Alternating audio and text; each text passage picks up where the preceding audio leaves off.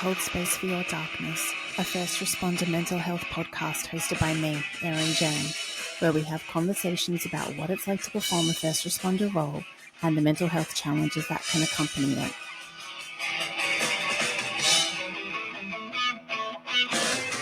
Hello and welcome to another episode of I Will Hold Space for Your Darkness, a first responder mental health podcast. I'm your host, Erin, and today I am joined by Josh Grandinetti.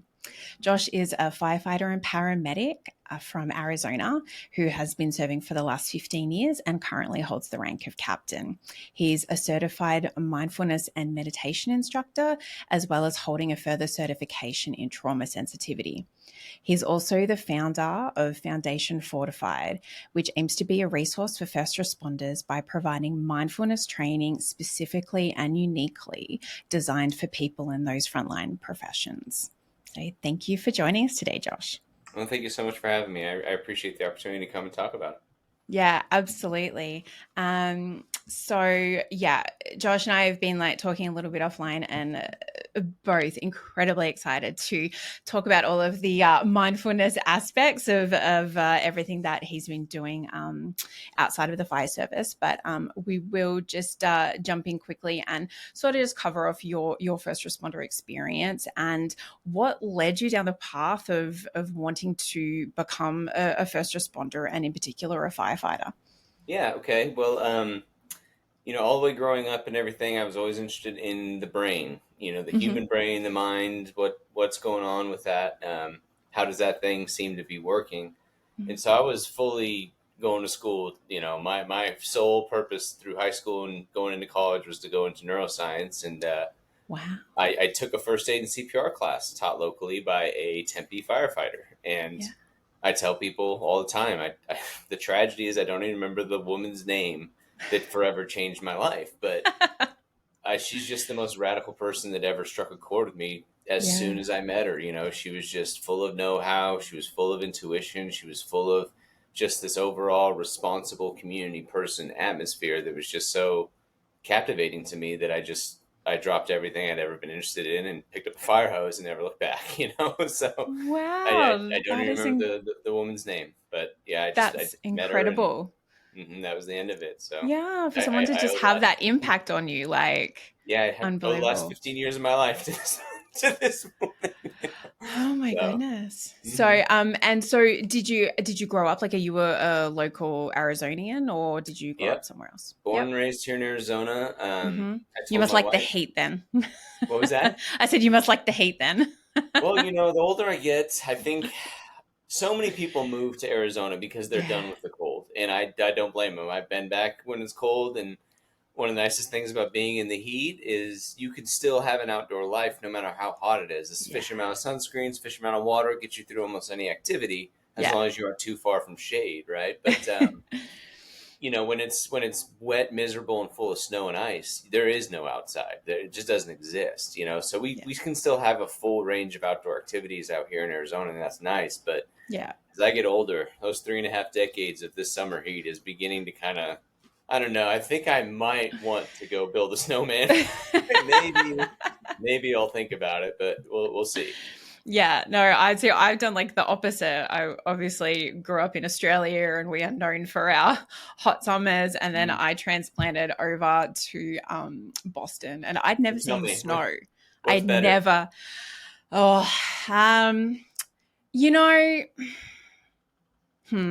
It's a good question. I wish there was a definable answer. I wish you just came right out with I know, right? I do it because I'm deep in contemplation, Josh. This is why. So you can embrace the snow, I think, and you can go sledding and have fun with your kids and that is awesome. I love going sledding and that kind of stuff, but it's more I'm a metric system Celsius girl. It gets to minus 20 degrees Celsius. And I'm just fucking all done. I don't want to go outside. It's this is not for me. So I don't think I'm built for it. I do think I would probably choose the heat, but not humid heat, dry heat. I don't like humid heat. So, so I did Arizona when I came and visited a few years ago. It was really, really lovely. And people say that. People tell me You have no idea how good you have it in Phoenix. Like, and I should know. I mean, people come here for some work trip, Yeah. and then 3 years later they're trying to buy property, and then 10 years later they're here and they're Yeah. clogging up the freeways. So, I do enjoy where I've grown up. I just I've gone through a lot of sunscreen. Yeah, oh God, I can imagine, right? Oof. And so you said that obviously, like you were in college when you sort of met this amazing person who sort of like changed the course of your future. Like how old were you, and how far through school did you get before you did the Well, switch? I was that ripe, indelible age of probably 18, where we're all kind of reaching out and discovering, we have this childhood full of lessons and learn and education, and Mm-hmm. she just caught me at the right time, So Yeah. um, I started going into fire science, and quickly I got hired very young. I was very Mm-hmm. fortunate. I got hired at 19 to my first professional department. Wow. And I've basically been doing that ever since. I Yeah. worked at an organization called Gila River Fire. They hired me first. It's an Indian Okay. reservation out here. Oh, Um, okay. Yep. and so I worked there for about 4.5 years. Got my first few years as a firefighter there, and then I went to another department, Scottsdale. Things didn't work out for me there, and then after Scottsdale Fire, I went to my current department, Eloy Fire. So Okay. if Eloy is a small town here in Arizona, I like to tell people Arizona's full of a bunch of small western towns, and there's one big city in the middle of all these tombstones. Yeah. Um, Eloy is a very small town, and they're pretty famous for skydiving. They're the number one skydiving center of the world. They fall more people out of the sky per year than anywhere else. So. Yeah, and Josh and I were having a an offline conversation about that because I have been one of those people who has ridiculously jumped out of one of those planes, and Josh and I were talking. He's like, "I know exactly where you did that. That's What my was your fire what, department." what was your experience of it like there? So it was yeah, it's not something that I would replicate. Like, I'm very glad that I did it, and I'm thankful for the experience of not throwing myself out of the plane, but as in throwing myself out of my comfort zone to do it. But I did it attached to a family member, probably one of the closest people to my husband that exists on this earth. So I felt safe in that respect, but he is a 20-year Army Ranger veteran, and basically him and another friend of ours who may or may not have been a SEAL in a former life kind of like egged me into it a little bit, and I was like, oh, I can't back down, I'm too proud. So there were probably smarter things in my life that I could have done, but I was glad for the experience. Very cool. Very cool. And I think surely you've got to be next. Surely you've got to. Yeah, you were asking me if I'd done it, and I was telling you, the organization out there does a once a year little thing for the firefighters, police officers, and it's Yeah. kind of been scattered since COVID kind of hit. Mm-hmm. And prior to that, I just always found myself on duty during that day. So I've yet to do it, but Yeah. I do intend to someday. We'll see. Yeah. Because, nothing else you do is probably that dangerous. So. No, I'm really trying to find some thrill in my life,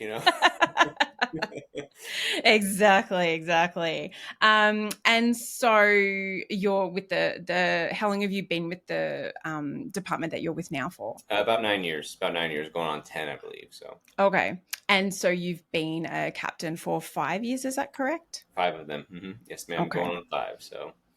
And so I'm not quite sure if all rank structure is the same within fire departments. You have what I would call just like an OR, like another rank. So like firefighters, and then is it lieutenant and then captain? Is that the same rank structure? Yeah, that's very familiar traditional structuring.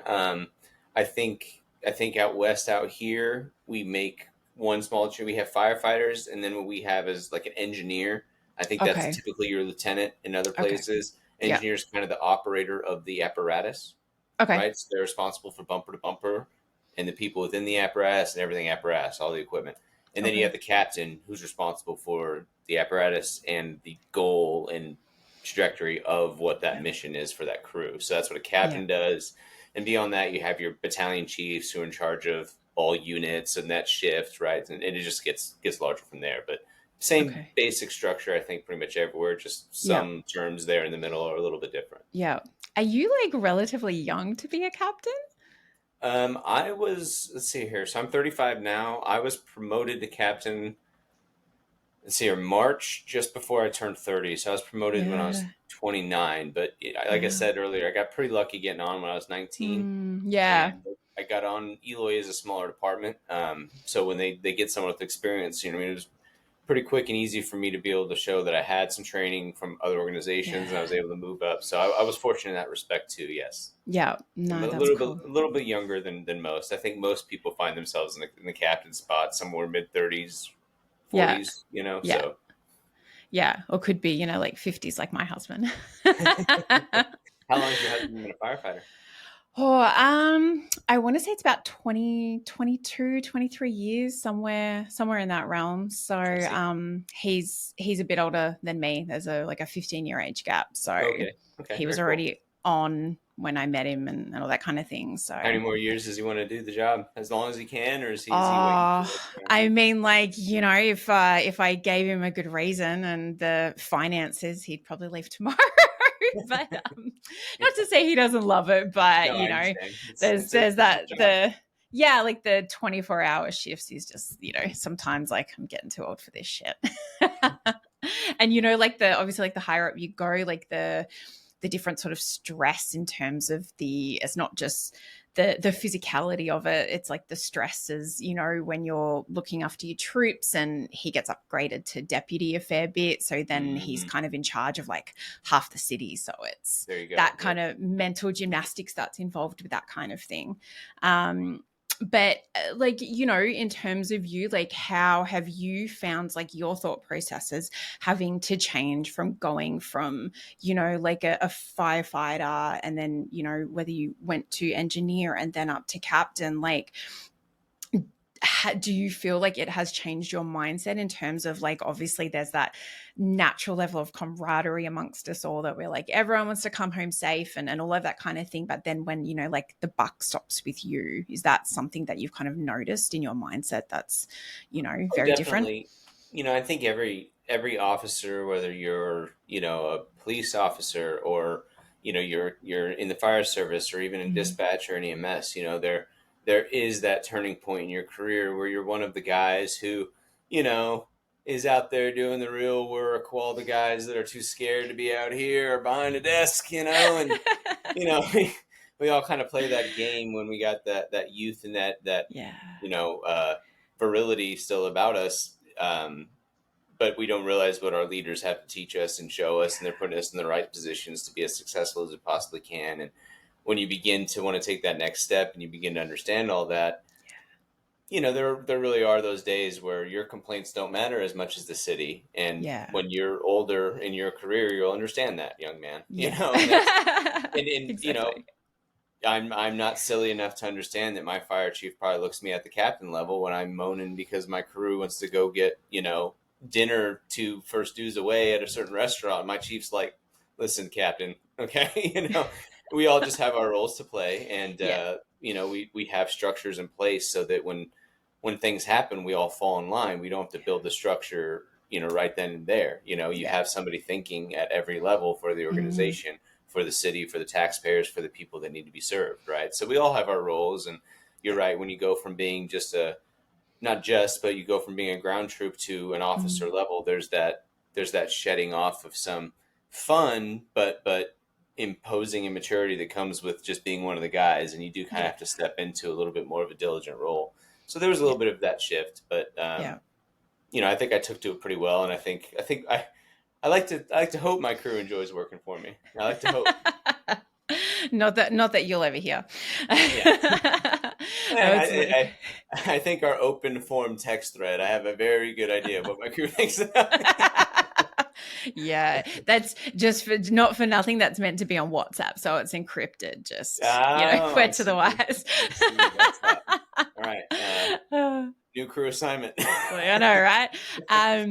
No, but it's funny. So like now with like my husband, because he gets like upgraded to deputy so often, like he got to go to work the other day as like, with his crew on his truck, and he was just like, I'm so fucking excited to like not be in charge. Like it's like, he's like in charge of his crew, and he's sort of the captain of his firehouse, so he still has to like manage all of the I would refer to bitching and moaning and all of the things, but like he was just like, I don't have to do manpower, I don't have to do this, I don't have to do that. It was just you could definitely tell around on an overtime shift, right? Because the firefighters and engineers are the non-officers love the overtime shifts where they can be the one in charge for the day.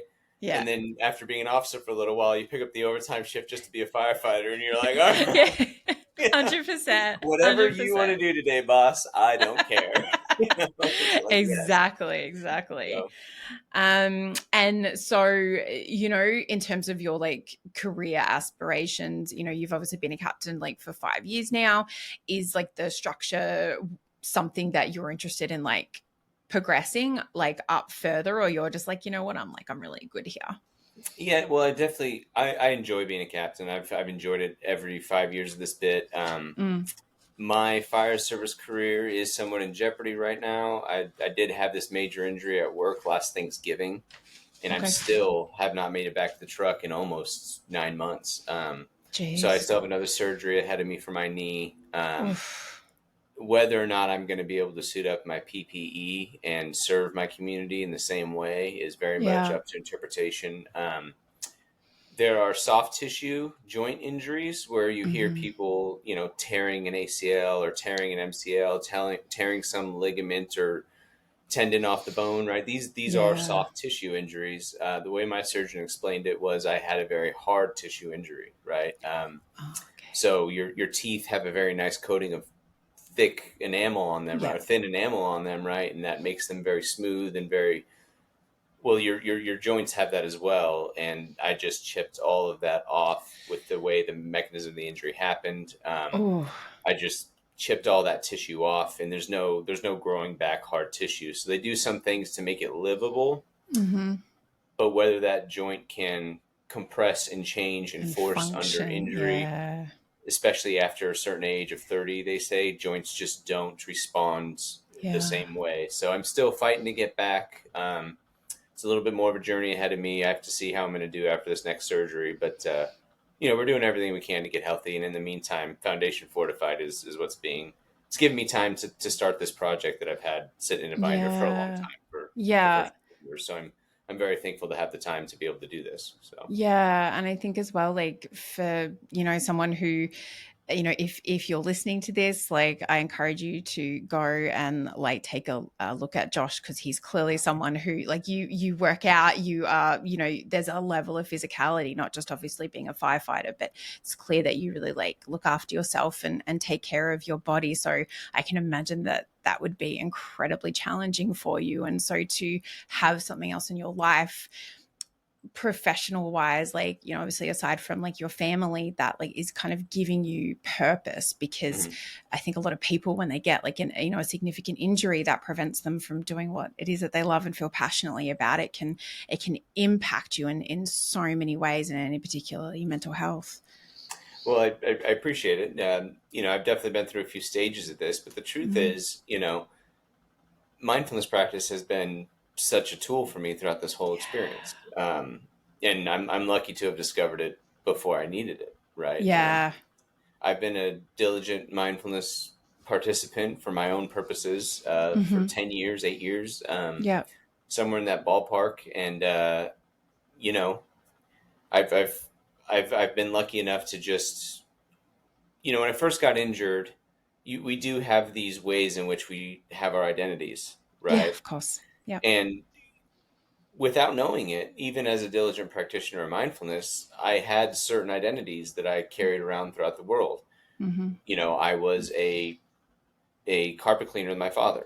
We own a carpet cleaning business. That's a very labor intensive job. And I would do that on my off days. I would be a captain. Amateur bodybuilder, it's kind of my hobby is to bodybuild. And prior to, I played basketball with my two boys, and we're always wrestling around and doing something. And, when I get an injury like that, I've just relegated to whatever I can do from a chair for my family, for my crew, but I'd always been a physical creature, and I'm just not a physical creature for maybe the rest of my life, or maybe just the duration of my injury. But, when you have these identifications robbed of you, and you don't even know how to relate to yourself, mindfulness practice was just an incredible tool to have during that, because at any given moment, you really are just the collection of your conscious awareness at any given moment in time. These stories that we tell ourselves about who we are and what we're up to in the world and the outcomes that we want to receive, all of these are just stories anyway. They're stories we're telling ourselves. What are you going to be doing in the next hour? You have some story about this conversation, but it could absolutely be interrupted by a dint of bad luck, right? Nobody in 2018 told themselves what their next 2 years was going to be like come 2019, right? None of us knew we were going to be massively involved in this worldwide project but that is in fact what we were doing at that time. So, human identity, how you relate to yourself, how you relate to your life, mindfulness can really give you space that you really are just discovering yourself moment to moment as it is anyway. And so to be able to sit down and notice that about yourself when you're having a majorly personal experience happen that's changing you, really, really made that experience a lot easier on myself than I think, some people might accidentally fall to, poor coping mechanisms or difficult relationship bonding. I've had my fair share of disgruntlement with my wife and I as we go through this change, but her and I are still best friends, and her and I are still doing this thing together, and our boys don't, so I've been very fortunate to have this practice. And I guess if it's my role to do anything, it's just time to try to bring it to first responders as well, because we just ignore it at our own peril for our industry and for our communities. So. Yeah, very much so. And I think it is like we are, I think the only species on the planet who we have the ability to think about our own cognition. And so that's, where like you're saying mindfulness came in, and before we sort of like delve a little deeper into it, like, and if you don't mind sharing, where were you at in your life or in your career where sort of like, was there a need that you came across where you're like, I'm struggling and I feel like I need something, or did you kind of come across it by accident and really just kind of fall in love with it? Well, the way I describe it, I've always been a wanderer. Okay. I'm definitely one of those kids that looked at the stars and just didn't understand how I'm here.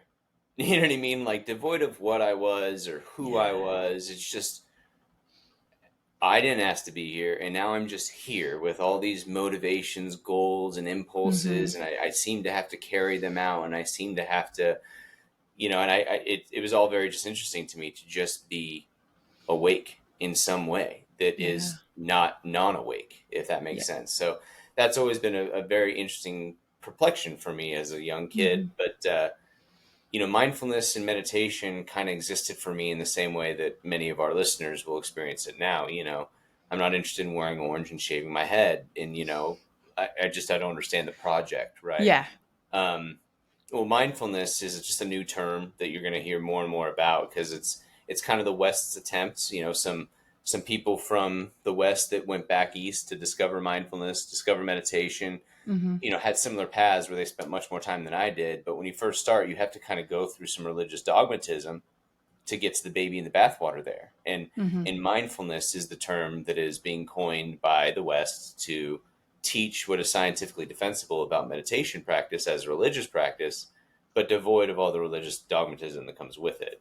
So that's kind of what mindfulness is compared to meditation. And my own personal journey, I found it as a just place for me to go and ask questions. You go and ask questions about why we're here, what's the purpose of life, and you'll always find someone to give you an answer. Yeah. Right? There's ancient books that will give you an answer, and there's people these days that are selling, your self-help bookshelf that'll tell you all the answers in the world to what you want, right? And then someone will come along and tell you, just sit down and if you want to understand your mind, just sit down and observe it, and you'll discover your own mind, and that those questions have always been more intriguing to me than an answer. So, Yeah. Yeah. And like I was sort of looking on your website, I think it was either earlier today or the other day, and there was a quote on there by a guy who's sort of big in that mindfulness realm. Is it Sean Fargo? And mm, it's and it was just like a really good like way to explain it, because I think, we hear the term like meditation and mindfulness, and especially for people in our first responder realm, they're kind of like, oh, what the fuck is that bullshit? And they mm, kind of just like, will be very just like dismissive of things like that. But so it was mindfulness is like the non-judgmental awareness of your moment to moment experience. correct. And so it's like about, like noticing and being aware of it, but, not labeling anything, like, almost like acknowledging your emotions, but not saying it's good or bad or indifferent. It's just like, I'm feeling sad right now, Mm. or, and like, I think like allowing space for it is that Mm. sort of, to like, as in like allowing yourself time or space to process it, perhaps, Well, like, there's this tendency, the mind has two roles for us in our lives. And mm-hmm, really fundamentally, the mind as you are, as the experiencing being that you tend to take yourself as, right? That whole project seems to only have two roles for us: to keep us safe, mm-hmm, okay, and to keep us inherently dissatisfied with our state of affairs in our lives. And that is what the mind's job is. The mind is solely responsible for discovering and enabling you to be safe as you trespass your environment, mm-hmm, but at the same time, pick up all the things that you enjoy doing. But it's in noticing that you want the thing where you've already lost the battle, because then you're trying to organize the world in such a way that you have to yeah, have this thing to now achieve the satisfaction that you didn't have when you didn't know the thing was there to be had. Does this make sense? yeah, Now, the mind's job is just to constantly make us dissatisfied. I remember being promoted to captain was one of the best moments of my life, mm-hmm, and having my firstborn, having my secondborn, getting married to the woman, all of these experiences. Even my very first professional career firefighter check that was all of $1,100. I was never going to worry about money again. But as soon as we hold on to our achievements, we can't help mm, but notice that they disappear as fast as we can grasp onto them. And yeah, it's in this trying to grasp onto it that really leaves us more dissatisfied than ever starting. yeah, But there is a place to notice that it is, if you can't be happy in this moment, there has to mm-hmm, be something now available yeah, right now yeah, that is worth being happy for. yeah, Otherwise, what are we doing? We all know it's easy to be on a beach towel in the middle of paradise having a great day with the wind at our back and the sun on our skin. That's an easy day, and we spend mm-hmm, so much of our lives achieving moments of this kind. But what is the difference between a prisoner in a jail cell by himself and a Buddhist monk in a jail cell by himself for hours at a time? One's called solitary confinement, one's just a man meditating. mm, The difference between these two men is one's learned to control and master his mind. yeah, The other is in full torment because he's alone with his thoughts and emotions. And yeah, this is what mindfulness can do for you, is just simply learning how to control the patterns of thought, patterns of emotion, mm, patterns of feeling that we all have as human beings. yeah, That's a huge project of mindfulness meditation, what it can do for you as a person. yeah, and I think there is something, especially like as, sort of first responders, like we all, whether it's like the jobs that we've attended that all stay with you, and no matter how much time goes by they never leave you, or it's the, like I know when I was a cop, like the stress of all the freaking paperwork, and Mhm. the court cases and the inquest briefs and all of the things that you had to do, and yeah, worrying about the future, having anxiety over things from the past that either, you wondered whether you could have handled better, and all of the things. And so kind of just to be able to allow yourself a space to like not worry about that and not worry about that, and actually just go, okay, like this is where I'm at. This is, you know, like I think there is just almost like an inherent beauty about even discovering that that exists. Because like you're saying, like I think we all can get caught up in our own heads so much that we don't know where to turn when all we're doing is like, you know, worried about guilt or shame or regrets from the past, and then stressing out and having anxiety about things in the future. Right. Like, Well, and just like you're saying, so the mind doesn't have separate ways to process separate types of stress in our lives. Okay. Fundamentally, the brain sees a tiger chasing you the same way as 20 emails that are just waiting for you to yeah. have to reply to. The mind sees no difference there. It is Yeah. just neuronal tissue governed by very few neurochemicals that is making this entire experience happen for you, Yeah. right? Now, whether or not the threat is coming from that chase or it's coming from indelible constant It distraction still by activates the it's still same, activating yeah, in, the in, stress in response. tissues that fire together, wire together. Now, mindfulness, you aren't doing anything when you're meditating, but training the mind to counteract its other ways of going about the world to create your experience, right? Mindfulness is just a concentrated effort to notice any arising in consciousness is going to behave in almost the same way as if you were to get hit in the finger with a hammer, right?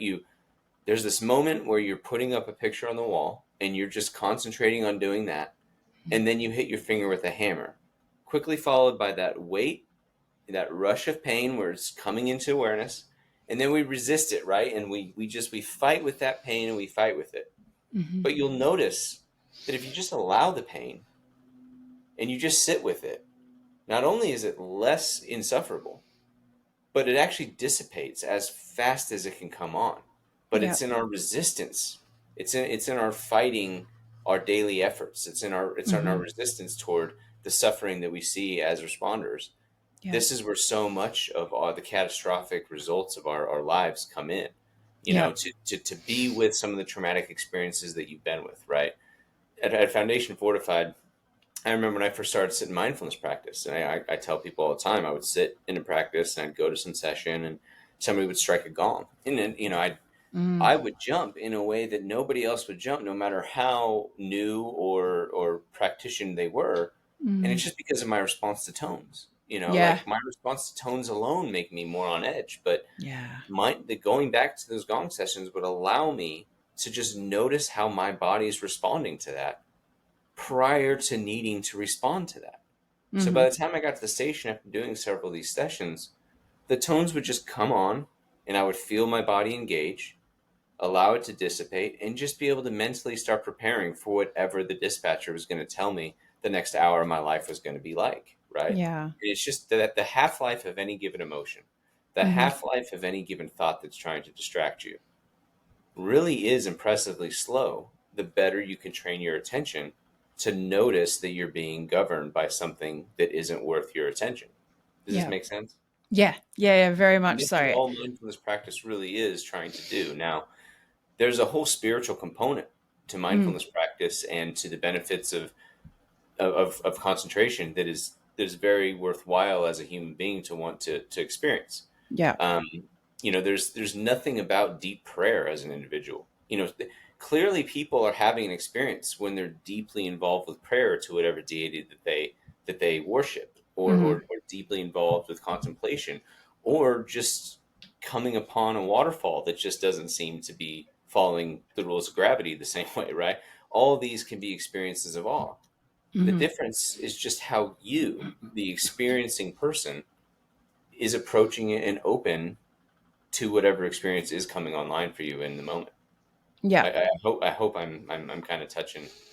Yeah. No, no, no. I think it's just so is like, can you sort of explain is it like whereas like the difference is, or is it like the crossover between say mindfulness and meditation? Are they like one and the same, or is like meditation kind of like a tool that kind of leads you into that kind of mindfulness practice?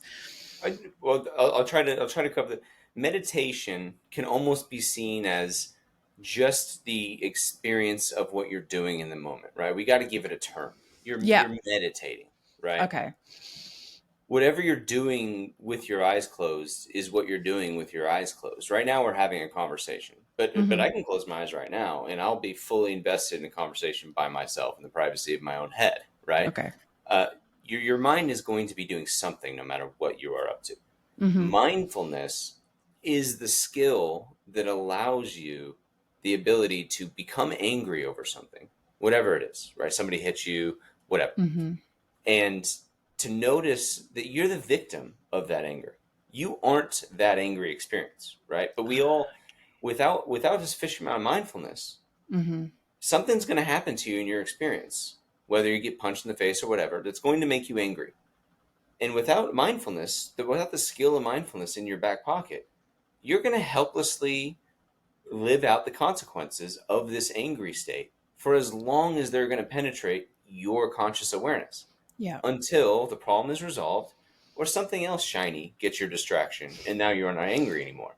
Yeah. But when you're sufficiently mindful, any stimulus that causes you anger, doesn't matter the severity or the amount of it, the actual stimulus of anger can't bother you more than 10 seconds. Mm-hmm. If you can just notice, there's the anger, now it's gone, but the Yeah. problem remains. And I can still respond to the problem. But Mm-hmm. now without the anger at my back, I Yeah. can respond in the most productive way forward, Yeah. given whatever situation I'm dealing with. Does that make Yeah. sense? It And does. Yeah. this is just anger, right? You could do this with sadness, traumatic experiences, or even just moment to moment distraction. Why have I Mm-hmm. been on my phone for 30 minutes? I was supposed to be Yeah. watching a movie with my kids, but Yeah. here I am scrolling over, and I've just totally lost my attention. Yeah. And that's because I am not a diligent practitioner of my own attention. And Mm-hmm. cell phones just haven't helped us in this day and age with that Yeah. practice. Yeah. And is it kind of like it sort of sounds like it's a very like somatic practice where we're sort of listening to like the stuff that's going on in our body, and I know it, and can involve breath work and all that kind of thing. Is it sort of also like a tool, like you're saying, like you experience trauma or anger or fear or like any of those like natural human experiences and responses and emotions, and kind of is it like like a way to describe it to be like a tool that kind of can help you go from like the sympathetic nervous system response into the parasympathetic nervous system, which is kind of known as that rest and digest, where like your body's like starting to come out of its response and then sort of like calm down, and it's like you're actually like affecting that by having that mindfulness practice. Absolutely. And this is like we were saying earlier, mindfulness is this skill, is this training, is this term that we're going to start hearing more of as Americans, Yeah. more of, regardless of whether or not you pick up Foundation Fortified or pick up any mindfulness practice at this point and Mm-hmm. start to dink around with it. Yeah. Mindfulness is coming to an industry near you. Okay. And Yeah. it's the reason why it's becoming more popular for all people is Mm-hmm. because we can prove scientifically Yeah. that 10 minutes a day of focused attention, don't call it mindfulness, don't Yeah. call it meditation, Yeah. just focused attention, Yeah. okay, has outrageous improvements for our Mm-hmm. benefits of our attention, our productivity, our quality of life, our Mm-hmm. sleep. But it also reduces these effects that so many of us are dealing with: depression, post-traumatic stress. And Mm-hmm. that's before we get to post-traumatic stress disorder, right? Yeah. We all, as first responders, from the moment you've seen something, deal with post-traumatic stress. Yeah. Okay, that is just the stress that Yeah. we feel the next time you pass that intersection where you saw a helpless woman get hurt in some tragic Yeah. way. Yeah. Every time you pass that intersection, there's a Yeah. residue there, Yeah. right? It's a normal human response, physiological And you just human. aren't Yeah. tough enough to not have that. You know what I Yeah. mean? And you just aren't tough enough, Yeah. okay? Our minds are going to inform us when a threat came into our lives. Okay, I ate Mm-hmm. chicken nuggets as a kid when I was 7, and I got sicker than a dog Oh. And I cannot eat chicken nuggets because my mind has told me Yeah. a no-go, right? Yeah. And so we've got to get over pretending that we're somehow more than our minds, that we're somehow more than our brain tissue is that allows us to be the thinking, feeling creatures that we are. Okay. Mm-hmm. And this is probably the only thing as an industry we're responsible for at this point. You know, I've been asked a few times if I feel like we've been failed by our previous instructors throughout this Mm-hmm. industry with our mental health. And I say, no, Yeah. I don't think so. Um, I would hate for people to stand on my shoulders someday, look and tell me how we did it wrong, you know. And Yeah. don't get me wrong, there are errors along the way, Mm. but the way our officers and our training instructors have taught us to anything that makes you scared or makes you feel weak in the moment, when someone Mm. is under threat, when there's a fire, when there's somebody dying, you got to push that aside Yeah. so that you. This has been very effective in Yeah. getting many 18, 19-year-olds to drop their fear and drop their cowardice or drop whatever it is that's holding them back in the moment when there's something to act in a way that's going to Yeah. provide better outcomes for our neighbors. Yeah. However, that gets results now in the moment. The Mm-hmm. problem we're now facing is 10, 20 so years down the road, the residue of these Yeah. things is not being dealt with. And this Yeah. builds up and it cakes on. And it's even harder to get off the longer it sits there. And Yeah. mindfulness is just a way of noticing, although I just saw someone pass away today. Let's take one of the hardest cases. Okay. Mm-hmm. You had someone pass away on you. You were doing everything you could to try to save their life, and it didn't work. Okay, so what do we deal with as responders, right? We deal with a little bit of trying to brush it off, a little bit of maybe guilt, a little bit of maybe, personal failure, or just hopeful, or just what's the point, and whatever we're going through as a first responder. Okay, mindfulness will give you the moment to sit there and notice these thoughts coming up as you're trying to focus on the breath. And you Mm-hmm. want to be focusing on the breath. That's why you're sitting down, but you keep getting buffeted by this woman or this call. And then you notice you aren't under threat here, though, right? These are just thoughts that are, I'm the victim of these thoughts coming back, and they lose their power when you directly Mm-hmm. look at them. Here Yeah. you are captivated by this call and all the things you could have done differently. And then you look directly at these thoughts Mm. and they disappear as fast as they came on. Yeah. There's this term in mindfulness and meditation you'll hear that thoughts are like thieves in an empty house. What is there to steal, right? Yeah. And as fun and engaging as phrases of this kind can be for meditators, the one that I think gets at first responders is any given thought that you have is like a first responder arriving on scene Mm-hmm. without a unit, without a victim, and having never been dispatched at all. We're just on scene of this conversation, you and I. Mm-hmm. And later on, we're going to wake up and we're going to be on scene of dinner with our family if we're lucky. Yeah. And then we'll be on scene at the station, being a firefighter or a cap or a police officer or whatever. And life is just coming at us, and we're Yeah. just continually waking up to our experience. Mm-hmm. But we all tell ourselves the story of our lives. And that story is what we think we're up to at any given moment. But really, there's this whole component of luck at your back. There's this whole Yeah. component of just life happening that you aren't controlling. And mindfulness just gives you a moment to sit down and be diligently concentrated on what you're experiencing and how Mm-hmm. you want to be experiencing your life as you progress through it. And the more you can take those skills off the cushion in your mindfulness practice and Mm-hmm. into your actual life, day to day, moment to moment, the happier you become as an individual, and the more you can begin to really live your life in the world, not up here in the mind, constantly rehearsing conversations, constantly thinking about those emails you got Yeah. to get back to. Does this make sense? Definitely. And it certainly sounds like it can almost be such a facilitator to take away that level of like, I think like heaviness and exhaustion that kind of comes along with, like replaying the job. Like, did I do everything right? Did I drive there fast enough? Had I, put my foot to like the floor a little bit faster? Could I save that person? Did I do enough compressions? Did I like all of, like as a dispatcher, did I, notify the correct units in the correct time and get them there? Like, I think there is a lot of that mental gymnastics that goes along with, like you're saying, like our cognition, and we think and we think and we think. And then in just being able to kind of like take that moment and just kind of be like, okay, like that happened, but I'm just like, this is where I am right now. And just give yourself like that space to process it. I think it sounds like it would definitely just alleviate, like some of the kind of heaviness that I think a lot of us carry. It takes practice, though. It Oh is yeah, called of course. mindfulness practice for a reason.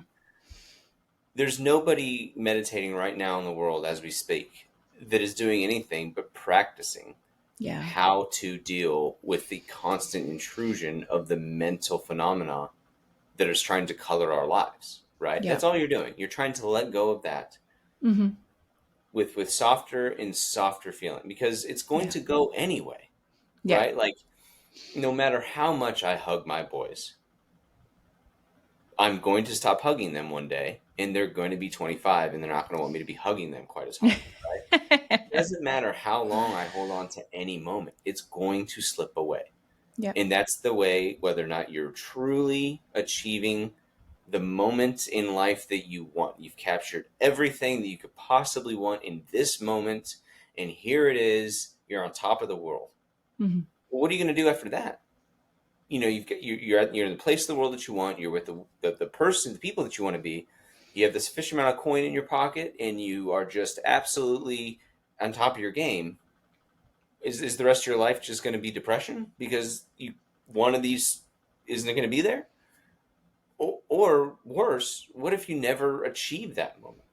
There has to be something, and mindfulness practice will show you that there is an indelible contentment, fulfillment with just this next breath. Okay, in a way that really does feel like what you need in the moment. Like when you're mindfully meditating for a couple months, right? And you've been practicing, and you have this first moment where you feel like I just meditated, as if you haven't been this whole time, right? But you have this moment, and you feel it all slow down, and you feel your experience like just a collection of awarenesses, right? And you're still somehow there, but it's all just happening to you. It really does feel like waking up for the first time out of the distracted simulation of thirst and hunger and hot and cold and these ethical judgments that we put on every moment of our experience, right? Are you enjoying this podcast conversation, or can you not wait for it to be over? Is this a good or bad experience for you as a person? That can disappear, and it can just be whatever it is, and it's going to last as long as it will. In that process, can find real fulfillment in just being here and being around, No, definitely. And I think we might have sort of been talking about it like a little more offline, but how, and like you were talking about it a little bit earlier too, and it talks about it on your website about like there is like, the scientific research and, evidence to kind of back up the positive benefits of mindfulness, and it, obviously, like I'm studying psychology at the moment, and so you sort of like learning a lot about it, because you learn the history of like the practice of psychology, and then you've kind of got the humanistic approach, and then it became like the positive psychology, and they call it like a new wave, or like the third wave, which is kind of like the positive psychology, where mindfulness kind of got brought into like our Western practices, like you were saying, and then there's like DBT, there's mindfulness based stress relief. It kind of also sounds like it would be a little bit a part of like the acceptance and commitment therapy, all of that, kind of thing. And I think like I, mentioned to you that like my sister's a psychiatrist, and works with some sort of first responders and veterans, and her and I were discussing, all of the things like trauma-based and coping mechanisms and everything when I spoke to her the other day. And like you were saying, like, there's a part of us that we shouldn't sort of like look on at our forefathers in terms of, who brought us through the academy and all that kind of thing. And I look at it like, I think two things can be true at the same time. I think that they didn't know any better. Like, they taught us what they were taught, and then we've taken it on board, and we can look back and go, okay, like, they did the best that they could with the information that they had and how they'd learned to cope. And yeah, like all of those sort of maladaptive coping mechanisms of like, shove it down, fucking go to the pub, tell a couple of like horrendously dark humored jokes and you'll be right. Fucking soldier on, mate. And now we know so much more. So it's like, I think we can kind of go, man, you know, you guys didn't know any better, but like now we do. And the only thing that bothers me is that when they're stuck and they kind of still want to bring on that cultural stigma about people wanting to deal with like their mental health and cope in a better way. And I think that's where I think it goes like against migraine, where I'm like, okay, you didn't know any better. No one's like criticizing you in that respect, but like now we fucking do. And this actually also applies to you because you're creeping up to retirement. Do you think you're going to be okay on like that first day of retirement when like all of the shit of your last like 30 years is going to come like storming back and you're not going to have the job to keep you busy? You know, Yeah, so I don't know. You know, I, I've been. I'm old enough to not make too many predictions about who I'm going to be, what I'm going to be up to, or what I'm going to value in any given amount of time. Right? I have deep, deep hopes that I will still have my wife and my children, and that I will still be valued enough to be a mindfulness instructor to many people out there who have value in what I have to say and offer. But, you know, like you were saying, there at some point mindfulness has to work for you. yeah. You know, it's either, you know, you're either going into your Duolingo app every day and actually picking up the language you're trying to, or you're just, you know, trying to keep streak freeze alive, right? Yeah. You know, you got to do it to get any benefit out of it, you know. Yeah. And I'll tell you where mindfulness has come into my life and been the thing that really has turned the tide for me. Okay. And it's very recent. I snapped my knee on shift. And I did, even as a meditation practitioner for to that point, about 8 years, wallowed in self-judgment, wallowed in, prior to this injury, I was squatting 500 pounds and I was playing basketball and I was going on shift and I was doing all this and I was just this physical creature and I was just unbelievably unstoppable, and, you know, and then I was just pissed off because I couldn't be any of that, and I might not be able to be any of that ever again. And then I had a sufficient amount of mindfulness at my back to realize that the story of this knee injury isn't going to be mine to tell. No matter how much I try to be the one that tells everyone in my life who I am and what I am through this knee injury. The story of who I'm going to be after this knee injury is going to be told to me through my boys in about 5 years. They're going to look at me someday, not as they are now, but as the young men that they're trying to become. And they're going to say, you were this guy before the knee injury, and then you were this guy after this knee injury. And the guy after is the guy that I can, at this moment, try to influence. Because the guy I was before, that's just going to be whatever it was, you know. And I think I was a great father, a very involved husband, and a very great fire captain. I think I was all these things. But I'm either going to turn the tide in the direction of my fatherhood to my boys in the right direction, or the wrong one in response to this. And mindfulness is really the only thing that's allowed me the opportunity to give my boys the keys to that story and be okay with them telling me someday who they think of their old man after something significant. And really, mindfulness is the only way you can give that kind of control about your life up to another individual to reflect back to you the actual story of who you are. Otherwise, we're all just jettisoning for our own rival interpretation about our lives with the people that we care about. It's Yeah. much more satisfying as a human being to allow the people that care about you and that you care for to actually tell you in the future who you really were and what you really were to them in all those moments, you know. And Yeah. mindfulness is the tool that allows you to give those keys to other people. Yeah, that's a really like interesting way to phrase it. I really, really like that. Um, and that's kind of what I guess like maybe it's a little bit different since like you've been off with your injury, but Mhm. obviously as a practitioner of it throughout like a significant chunk of your career, is it and like I know you said like it's something that like, you know, like your Duolingo streak, but for you personally, like is it something that it's like an everyday practice, or did you view it more as like you're saying that resource or like something, you know, on your tool belt that you could go to should you find yourself needing it, or was it kind of like a bit of both?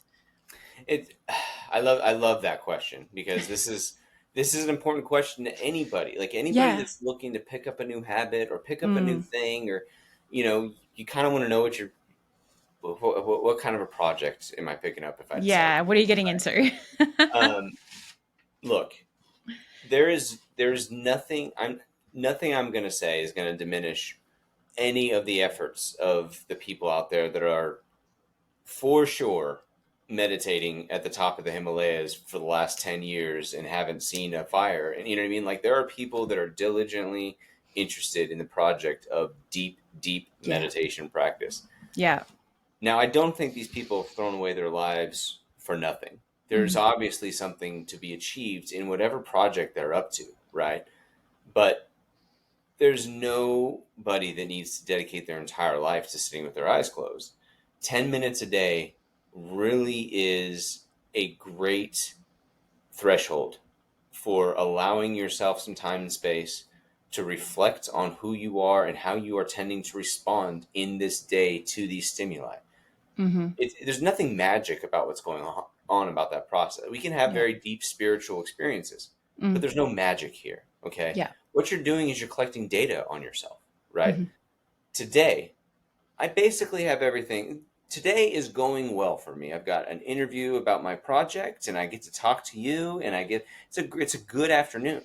Yeah. So I'm going to sit at some point. I'm going to collect data on myself about how I'm responding to all that and but then I'm going to have a bad day and I'm going to have a million other days in between. And Mhm. all I'm doing is collecting data on how I'm responding to myself in that day, into my situation, and asking myself some basic questions. Do I really want the traffic that just, delayed me for 45 minutes to actually define the rest of my afternoon? Or can I pick up what's left to have here and try, you know what I mean?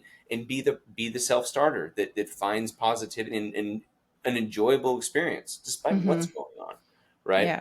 Mindfulness meditation can do so much of all this for us, but Mhm. you do have to put some time and effort into anything. It is Yeah. much less than you would think. I mean, the firefighters and cops and dispatchers and EMS that I'm talking to, many of them will have at least a 60-minute per day, several times a week, physical routine. Yeah. And that's going to take you anywhere from 7 if you work out every day to 20 if you were like me, hours per week to like, Mhm. achieve your physical dreams. Mm. You need it any more than 10 minutes a day to just sit down and mindfully try to notice what your experience is like without the distractions that you tend to fill your experience with. And Yeah. with that data, you can begin to wield your attention and your time almost like a knife and be Yeah. able to cut out the parts of your life that you aren't intrinsically getting value from, like your TikTok feeds. Yeah. Like these hours of video scrolling that we all tend to ignore the video screen time notifications on our phones. But just be honest with yourself about that for one weekend. When you get that on Saturday or Sunday morning, you spent 3 point whatever. Just be honest with yourself about what that Mm. looks like as a life. Yeah. Ask yourself, I'm spending 15 hours a week right here, right? On these videos, and what is that doing for me? Mm. Mindfulness can give you that little bit of time to not only develop this practice that's going to add you value to your life and help you process trauma and judgment, but it'll give you the skill to really see what's adding value and not to your life. Yeah. I don't really have much time for social media. There's nothing. Don't get me wrong. My business is firmly on Facebook, and try to get awareness out there. Yeah. But I fully want people to drop my situation as quickly as they picked it up if they can.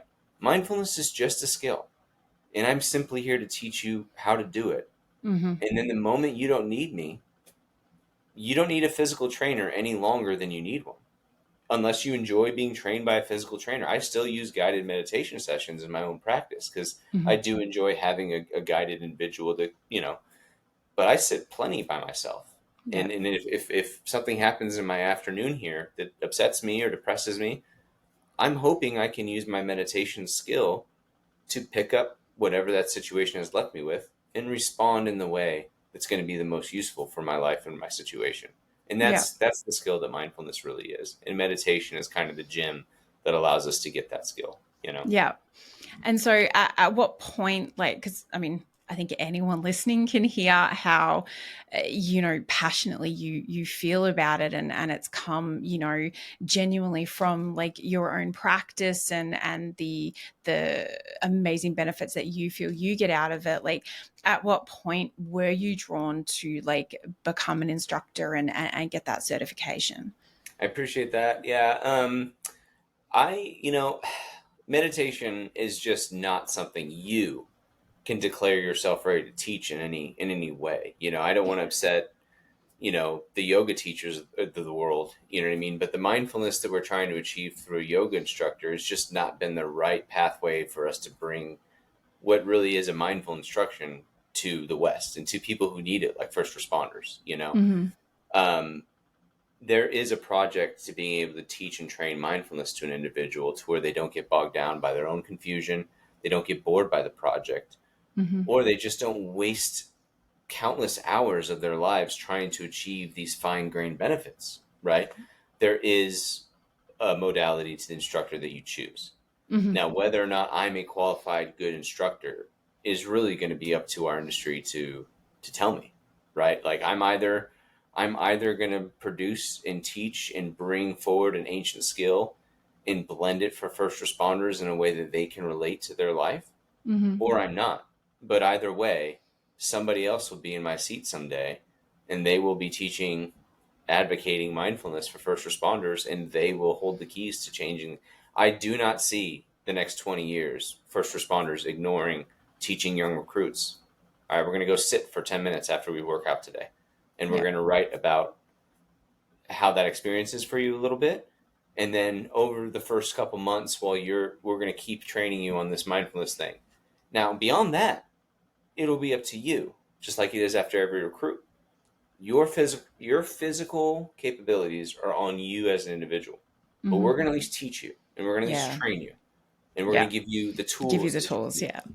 I don't know if in Virginia or in Australia if you've heard of this term, but have you heard of the term spinning on scene?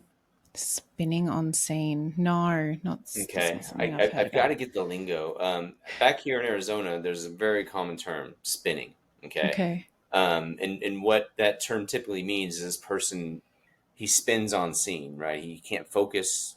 He causes more problems than he solves because he's not in control of his, the stress gets to him, right? Yeah. Yeah. And I think in Australia, we just say that he's losing his shit. Losing his shit. Right. Yeah. Where I'm from, we'll name call this individual behind their back and to their face, and we'll call you a spinner, Okay. Yeah. And what we're admitting to ourselves as an industry is that we lack the tools to train this otherwise healthy and young, courageous civilian to help his neighbors when they're hurt or scared. Yeah. Because we don't have the resources to train through anxiety, to train through depression, to train through post-traumatic stress. We sign you over to a psychologist. We give you whatever amount of time off work you need, and we give you whatever medication you need to be able to calm those and be able to get the sleep. But we aren't training you to first be able to manage in the privacy of your own minds, just like you do in the privacy of your own muscle tissue, to train your body through that stress. Mindfulness is the gym in which we're going to get that done. Yeah. Because it's the best system humans have discovered yet, right? I mean, maybe someday we'll have a machine that we can slide somebody in and they can diligently go in there and correct all the neurons that are misconnected so that you don't have these experiences that maybe. Yeah. But for the time being, sitting down and noticing that process and Mm. noticing how safe you are through it, noticing that it is just stimulus and Yeah. you can either react to it or let it pass. This is the Yeah. best system we've come up with for Yeah. being able to manage our minds through. Good. Yeah. And I was just going to say, and I think you're right. Like, and there's something to be said about, like as a cop, you get taught all of like the defensive tactics and all of the physicality that goes along with, becoming a firefighter and all of the things that you have to know. And then on top of that, like being a paramedic. But I kind of go like you're saying, like someone who you guys would classify as like a spinner, like they're becoming a liability Mhm. to their colleagues, members of the public, all that kind of thing. And then it's like, if as part of their training to join the ranks of whatever first responder profession they're choosing, if you're also, as long as teaching them law, teaching them the combustion fire laws, whatever the shit that you guys get taught, it's like, if you're also giving them these tools, like, because it's like, if I don't know the law as a cop, I'm a liability. If I don't know how to handle myself, I'm a liability.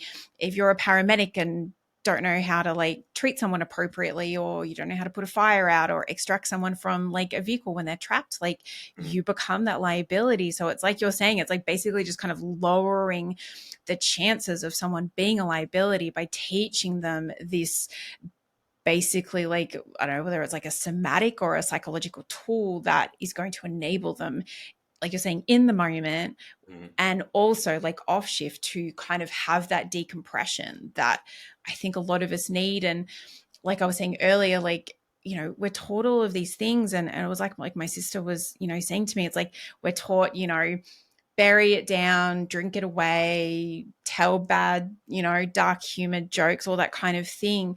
And it's like, the we're never taught like the release valve. We're never Mhm. taught how to appropriately like decompress Mhm. and just process everything. And we weren't taught because they didn't fucking know back then. But now we Agreed. know. And like I said, when it comes to processing grief or it comes to processing a negative emotion or a negative traumatic experience, Mm. okay? The next time any of your listeners are experiencing some form of pain or discomfort, okay? Mm-hmm.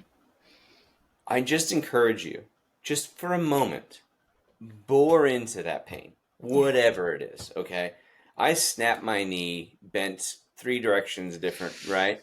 And Oof. I had the most painful experience I've ever had in my life. Now, Mm-hmm. my crew would not say I was the most, I mean, I was far from a meditator in that moment when I was experiencing my most pain, right? Yeah. Um, but it really is in the resistance Yeah. to the stimulus Yeah. where our suffering is. Yeah. And that is what meditation will teach you. It's Yeah. the human need to try to control your experience as it's filtering through awareness. Mm-hmm. That is where so much of our psychological suffering Yeah. is contained. Yeah. Okay.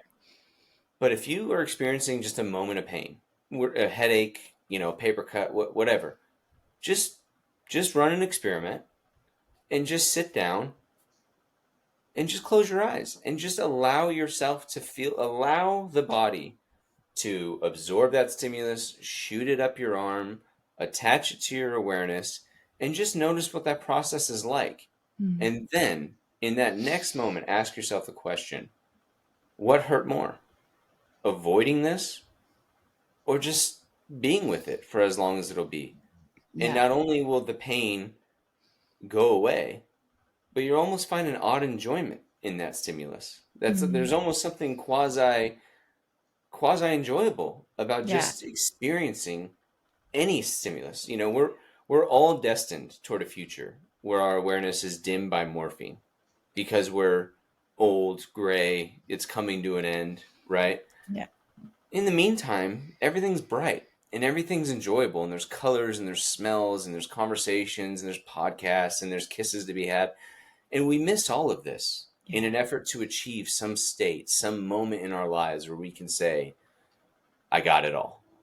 But we have it all this time around us, and we miss it because we want something different. Yeah. And Or that's we're where like, can really, we're like that.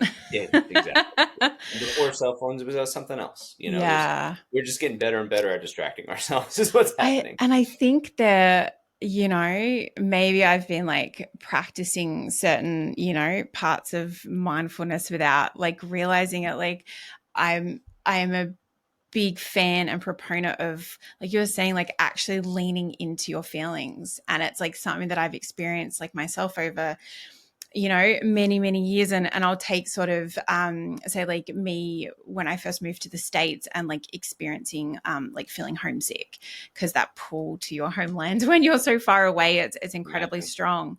And I would fight it. I would fight it because I was like, no, like I've made this choice. I met this wonderful man. Like this is of my choosing. I'm here because I want this.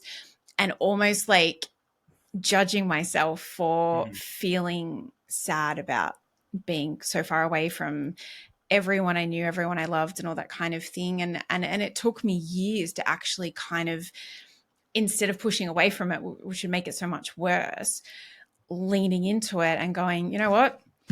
Yeah, I'm having a fucking bad day. I am homesick. I miss my mom. I miss my friends. I miss my job. I miss like all of the things. And you know what? That's okay. I am actually allowed to be happy that I met my husband and I'm creating a new life here, but I'm also allowed to have that juxtaposing feeling of feeling homesick and missing and grieving for all of the other things. Right. And so, yeah, like allowing that, just, it's like it takes it away. The oddest thing, you know, what you're touching on is what it is to notice thoughts as just stimuli. Okay, so take dreams for, and I'm not a big practitioner about dreaming. Okay, but you know, I've heard one of the most interesting things about our dreams isn't the fact that you are now fighting for the bunnies of Planet Doom, you know, in an effort to save the Carrot Nation, right? And you're just invested in this war. It's that you don't notice that a second ago you were getting into the safety of your bed. Now, you know, you don't notice that there's something weird about just arriving on that scene and everything's normal. These bunnies are talking to me, right? There's this Carrot Nation that I gotta save, right? I'm flying like and you're it's, flying, and there's a carrot in here, and this is all normal, right?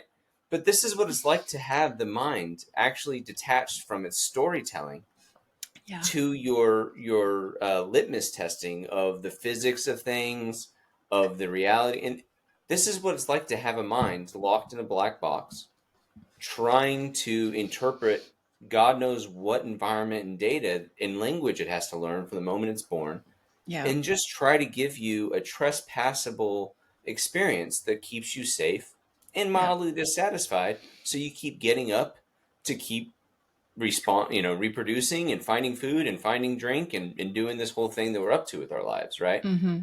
But that whole project of evolution and reproduction, and you know, that whole project is blind to so much of what we value as humans, right? But we're operating on a system that is designed to have us do just those things. Be dissatisfied, so you keep trying to achieve things, and just try to be safe as you do it. Those two things govern almost every decision that you and I make. But we have these things in our lives now that we value more than those projects. And that's what we want to try to enjoy, while avoiding some of the baggage that comes with having this ancient adaptive tissue that keeps us just constantly searching for more and constantly worried about whether or not we're going to be something's next lunch, you know? We really are scared naked apes trying to go on about our lives and feel satisfied with what we're up to and why we're here. You know, mindfulness is just a space to kind of experiment with that whole project and to notice that really what you are is a collection of narratives. You're a collection of stories. You're a collection of experiences. and how you're going to respond next. How am I going to get to the end of this sentence? Ask yourself, your listeners, the next time your listeners are talking to someone they care about. Mm-hmm. And like, I'm trying to make this point to you, right, Erin? Like, here I am on this side of the conversation, and I'm talking to you through a speaker, and I have a point I'm trying to make. But I can't tell you the words that are going to come out of my mouth next to finish this sentence, right? Mm-hmm. Like, somebody might as well be whispering to me the words that I'm just repeating. I don't know how this, if I successfully finish this sentence I'm speaking to you right now, that in itself is a mystery. But if I somehow make a grammatical error along the way and I start speaking French to you, that will also be a mystery. But we only tend to notice the intrinsic oddness of one Mm-hmm. over the other. But once again, this phrase, this sentence collection of words has a terminal point. Mm-hmm. But as I'm speaking it, I can't even tell how that's going to end. And Yeah. that is a mystery about us as people, as human beings. Yeah. And everything fundamentally can be one if you just have sufficient attention to notice your moment-to-moment experience. And mindfulness Yeah. is what that's for. So Yeah. No, that aspect's like super interesting. There was sort of one thing that like I wanted to ask about, and it was from your experience, like, have there been are there any drawbacks, or is there anyone that like you think mindfulness sort of wouldn't be beneficial for? Like, obviously, and like we've sort of mentioned, like a lot of first responders, we have that continual trauma exposure and all that kind of thing. And I guess, is there like a certain level of wariness when it comes to, or like that it must be observed in case, so like we're saying, you've got your kind of like veteran firefighter or copper or whoever, and for the last 10 or 20 years they've had, leaned into that more like maladaptive coping mechanisms of the drinking and the shoving it down and the disassociation and all that kind of thing. And then, maybe a miracle happens and they go, you know what, I fucking like the sound of that Josh bloke. I want to like, lean in and find out what it's kind of all about. And then they sort of try and make a start with like their mindfulness practice. And I guess, like, is it like a risk that someone, say maybe in that situation, having shoved everything out for so long, like is there like that chance that kind of almost like too much is going to come in and it's kind of going to overwhelm them and almost cause more harm than good? And I don't know if I explained that very well, but no. I'm exactly where you are. I think I know what yeah. you're trying to say. At any given moment, your mind really is only filled with one thing at a time. Mm-hmm. The reason why we all feel like we're so busy is because there's 1,000 different things competing for that one spot in the mind at any given time. Yeah. Like, am I thirsty right now? Am I getting a little too warm in this shirt? Maybe I'm boring for her audience now. There's all these things competing for that one spot. And things come in and out of that one spot at a rate that's almost too fast for us to notice. Yeah. But mindfulness will allow you to notice, be with whatever's important Mm-hmm. and as it goes away. And I say that to say, no matter who's coming at mindfulness, okay, no matter who's coming at meditation, it doesn't matter what experience or what Mm-hmm. experiences you have had. Yeah. Excuse me. Mindfulness is a very safe play pool to experiment in. Okay. Mm-hmm. I've been asked about psychedelics and my opinion on psychedelics, and this whole new wave of psychedelics are coming in, and psychedelics have a role to play. I have a close friend who's a battalion chief who's going through some ketamine therapy right now because he Mm-hmm. just cannot sleep. Yeah. The dreams, the nightmares, the inability to just sleep is just Mm-hmm. gotten to a point where he's now disordered in Yeah. his life from his post-traumatic stress. Yeah. Most of us are just living with post-traumatic stress. Yeah. Mindfulness is a very ankle-high play pool for you to Okay. go experiment with yourself in your mind, no Mm-hmm. matter where you are on the psychological spectrum. Now, I say that to say, there are absolutely some individuals that will try mindfulness practice and not, one, it might even be bad for them. Two, they might need an actual not just somebody online with a platform and hopefully if I'm lucky someday a paywall for people who want to have daily practice and daily Mm-hmm. if I'm lucky enough to have that. But maybe you need an actual practitioner there with you, next to you. And then some people, the project won't be worthwhile at all. Yeah. But this is a rounding error in human affairs, I think. Like, this is a rounding error of people overall, that they won't be able to extract any value from mindfulness because they're either too mentally disordered, or they have, schizophrenia, or whatever it is that is keeping them from being able to. Heck, a sufficient amount of ADHD might be, inability to focus the mind long enough to do it, right? Yeah. These are all questions for you as the experiencer to do. But the cautionary tale is that it's going to take some amount of effort in the beginning to feel like you're doing it right. But more to the point, anyone that is having a sufficient amount of overstimulation feels like they're under severe threat while they're just closing their eyes trying to focus. This is probably a project you can go and safely put down and seek other alternatives, right? Yeah. Like, there's nothing about mindfulness meditation is going to make you a psychologist, is going to give you any understanding about. The Buddha knew nothing about dopamine or the sympathetic nervous system or the limbic system or how any of that interact. He knew nothing of any of this. There's no meditation is going to give you a physics degree, right? Yeah. But it can give you an intuition about what it's like to be human and to cope with the interference of a feeling onto your experience. How can a room emulate sadness, right? Like, how it's just a room full of people, and somehow I'm the one that's placarding sadness onto this experience, and that can disappear, and then you're just left with the room again. This is where mindfulness can begin to help with the whole project of what it's like to stitch the mind together and be a human. But not everybody, I would say very few people, but not everybody is going to take to the practice in a healthy, safe way. And that's where we just refer you to a psychologist or someone that you can talk to, a therapist, to point you in the direction of whatever is going to help maximize your effort. Yeah. Mindfulness is something anybody can pick up no matter where you are in your life and give it a try. Yeah. I really hope our industry as an advocate can get to the point where we do this for our recruits and young people as a way to help them. And that's my ultimate goal as an advocate for mindfulness. Yeah.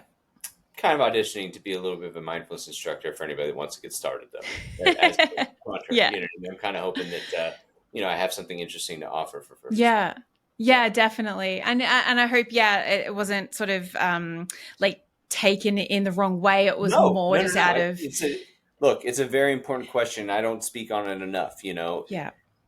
Anytime you're playing around with the mind and the warped minds of first responders, you might find an individual who just can't be in there by himself long enough, or just feels the whole project is just too, and these people might need more help than I can offer, right? That mindfulness as a domain can offer. I mean, it has its own threshold, and I'm sure you can go back east and find people to tell you there is no threshold. It's a complete.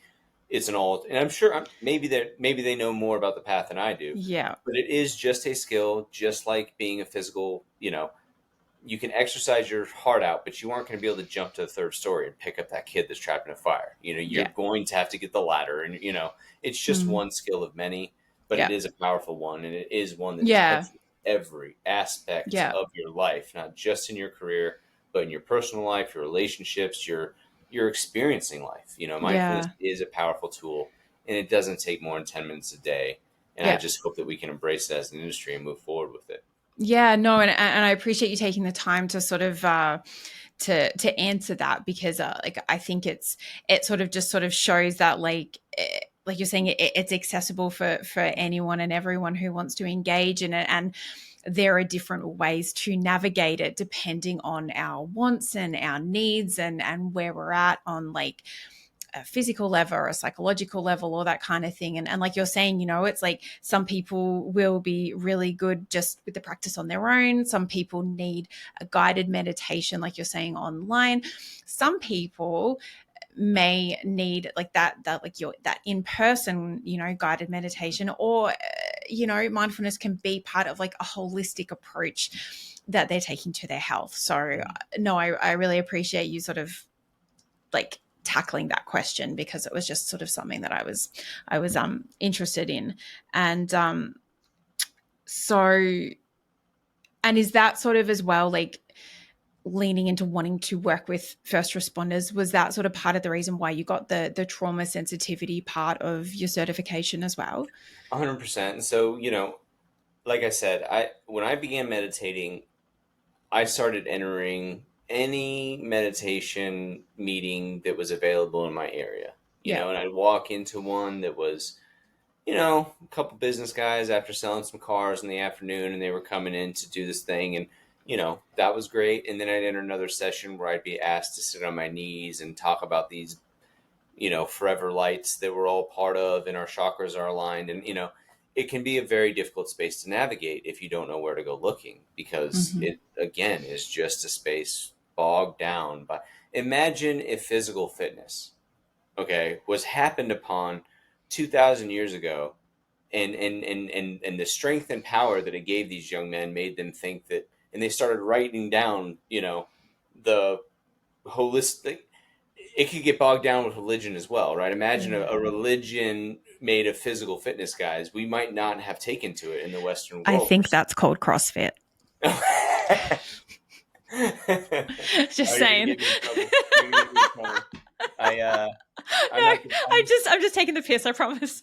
No, I get it. I'm look, not to upset any, but I'm not a big CrossFit fan too. I think it does more damage to your joints than it does benefit. But who am I to speak? I got a bad knee, so I couldn't resist. Sorry. What was that? I said I couldn't resist. Sorry. No, that's fine. But mindfulness is just a space where you can, if physical fitness was bogged down with the same kind of religious dogmatism that mindfulness training, mental training, discovered in the East was 2,000 years ago, it might have been hard for us to embrace as a culture, right? Yeah. If every gym you walked into, you first had to burn some incense, and then you first had to do a couple prayers before lifting or running on a treadmill. That would just be like a really inefficient process of working out.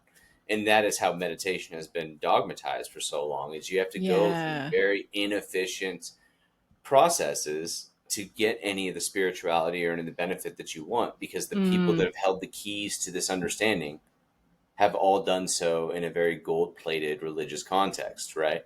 Yeah. We're trying to grow past that. We're trying to extract what's valuable and teach it to people who need some sort of stress release, who need to understand how they respond to stress. If we haven't noticed, the world's becoming a lot less attentive, and it's becoming a lot less reactionary.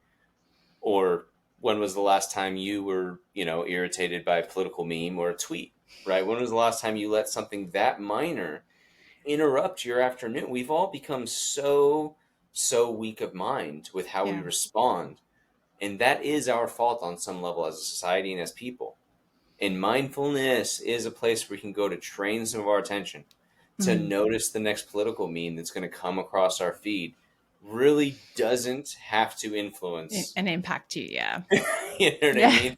But it's insane when we aren't training those circuits, how weak we can become, how infantile our own, Kevlar system inside here can bounce projects off of us. Mindfulness hopefully can be a space where you can go to get some of that back. Yeah. And so talk to me about, like you're saying, you went through the academy like 15 years ago, and then it sounds almost kind of like sort of almost like halfway through, your journey that you discovered meditation and mindfulness. What was there like education or awareness in regards to mental health when you went through the fire academy? Was anything talked about? Were you given any kind of resources or tools, or talk to me about that? I think any first responder living today who's, I would say, anywhere in the middle of their career has just grown up in a very strange space for first responders. Okay, we're post September 11th, which changed the face of first responders forever. And that's kind of when many of us started coming out of high school, or coming, right? Like the people that predate 9/11 are kind of retiring more and more, and they don't really exist. So we're all being governed by this post 9/11 way of doing the fire service or first responder. Yeah. And then placarded on top of that's been COVID. But the strangest thing, and this isn't just for our industry, this is for all industries, right? Everybody's their own doctor anymore. Everybody can be their own financial advisor. Everybody can be their own insurance, Dr. Google. Yeah, we're losing our respect for expertise. We're losing more trust in the people who have dedicated their lives to Yeah. studying one certain. And we as responders are also feeling the brunt of this. If you're responsible for any of that in your own personal life, have a little bit of sympathy for the police officers that are having to deal with people that think that they can be their own 100%. governing, they can be their own first responders. They can be Yeah. their own, medical people, their own firefighters, their own whatever. And we are kind of coping with some of that frustration on scene. Civilians are getting Yeah. in our way in a way that they didn't used to, and interrupting our work and giving their opinions about how we're doing. Yeah. This is all we need to soften ourselves toward the overall goal of what we're here to do in America and just in our lives. Hmm. You can either be the individual that is responsible for growing their own food, sanitizing their own water, producing their own electricity, being your own first responder, or we can trust the system that we built, and that we all just need to get better at doing what it is that we're here to do and stop spending so much of our time on our social media platforms wishing we could live a different life than the Yeah. blessed life we've been given. I mean, there are 8 billion people on this planet, and so many of them would consider their life's prayers answered if they could switch places with you Yeah. and I. Yeah. And it's hard for us to recognize that because we just live in our little, again, your mind is just collecting data from its, Hmm. 30 square mile environment, wherever you happen to live. And your entire life is focused around that 30 square mile section. But our worlds are bigger than they've ever been. So we apply our opinions to the people over there in this country and the people over there in this part of the world. And we don't just sit back and realize that we're all just doing our best here. And on Yeah. some level, mindfulness meditation will allow you to give up a little bit of that control that you feel like you need to wrestle the world into your way of doing things, Mm. because that ain't the truth anyway. Like I said earlier in the conversation, nobody was expecting to live their lives for 2 years to COVID, and we Yeah. don't know what's coming next. We just don't know what's coming next. So Yeah. you got to find a space to just exist and be happy with the time you're born into, the life you're Hmm. born into, the family you're born into, and pick yourself up by your bootstraps and not only make the most of your existence, Yeah. but God damn it, try to smile while you're doing it a little bit. You know, Yeah. so much of us have lost our smile over the years because we're always Yeah. upset about some problem that really isn't in the room with us. Yeah. And There's you can keep something to living be that said way. about, yeah.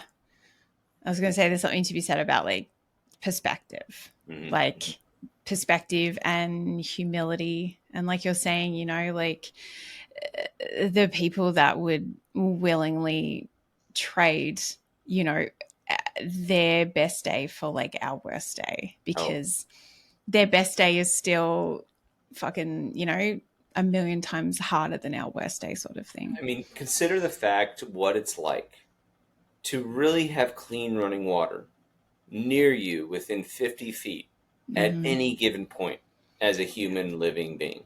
Yeah. I mean, this is something that not only was unachievable no more than 300 years ago, right? Mm.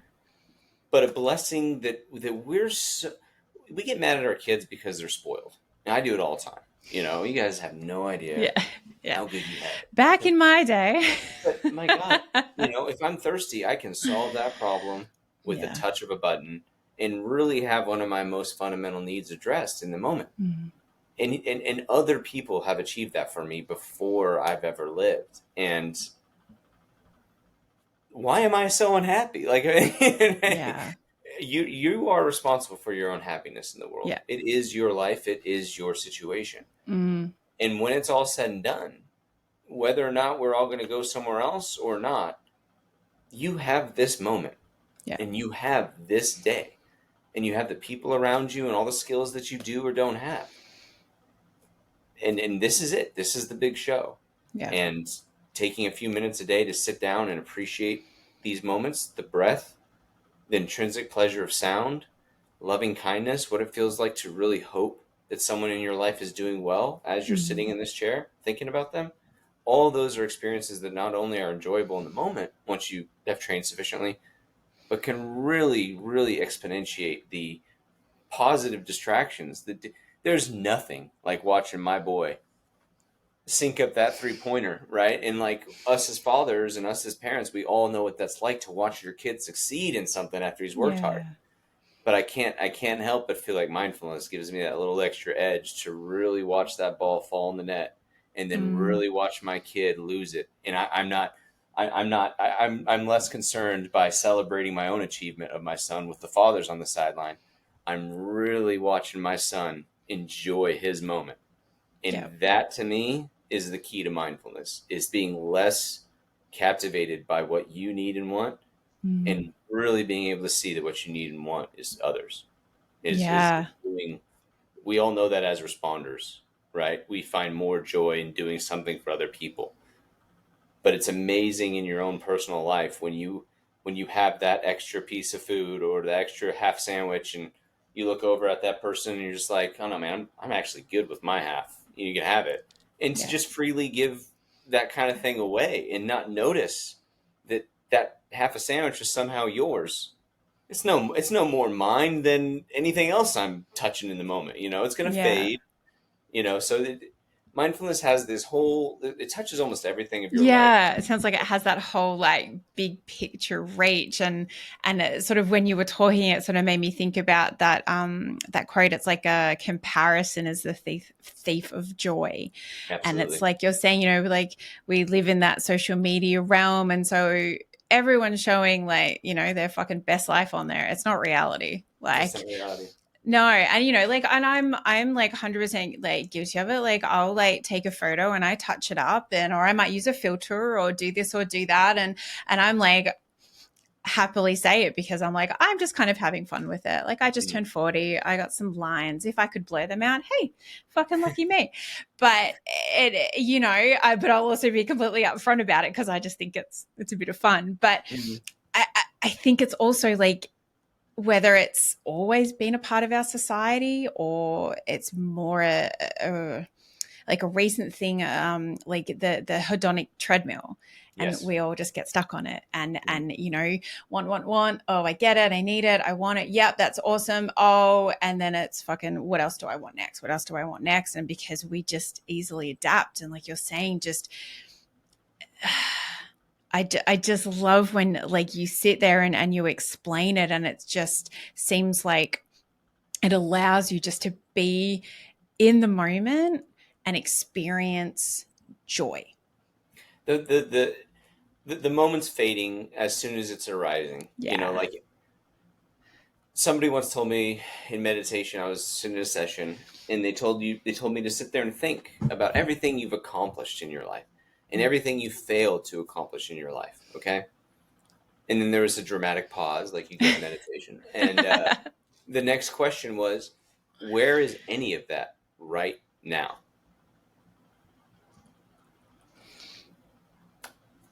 And you sit there, and another interesting moment. It was attached to the same meditation, is they said, Mm-hmm. pick somebody you care about, and somebody that you love, right? And of course, I Yeah. thought about my wife, and so I'm thinking about my wife, and he said, now, what would it be like to lose this person in your life, in just a rush of whatever sadness, Mm. horrible imagery that. What caused me to lose her in this meditation? Like, what? How did she die? Or did we just get Yeah. divorced? Or what? What is this story playing on in my head? And so that comes online, and then the instructor just simply said, now you are as alone from this individual right now, in the privacy of your own mind, than you're ever going to be from this person, living, dead, or otherwise. You are Mm. as alone from them as you are right now. Now, what's that? Why don't you have the sadness at your back? Because you have this expectation that you're going to see this person someday. You're going to hug that person. So you're going to Mm. engage in a conversation that means something to you, Yeah. right? But without that recognition, I was destined to just go see my wife later that day, dink and dunk making dinner, half paying attention to her stories, and just going kissing her at goodnight, and that's the end of it, and moving on my life, right? But just the recognition that you Yeah. actually do have what you want in that woman. Yeah. And if you don't recognize it now, then when you've lost her, like you essentially don't have her now in this moment in Yeah. the privacy of your mind, all the better when the sight of her reflection in your vision is around you, when Yeah. you can smell her, when you give her a hug, and when you can wrap your, all the better. that I recognize that Yeah. this won't last forever. And Yeah. it's just little things like that mindfulness can really help you dive into your life and not need to wait until all your bills are paid, all of your responsibilities are managed, and everything you've ever, all the problems that you have are finally taken care of to finally be happy. Yeah. Because there's just going to be another problem when you get there anyway. And Yeah. if we can't learn that at a certain point in our lives as humans, then you're just spinning the wheel in the mud. You aren't gaining any traction on what you're trying to accomplish. So 100%. And that example that you give, like, I think it especially hits home for someone who is at the spouse of a first responder, yeah, because I I think appreciate that.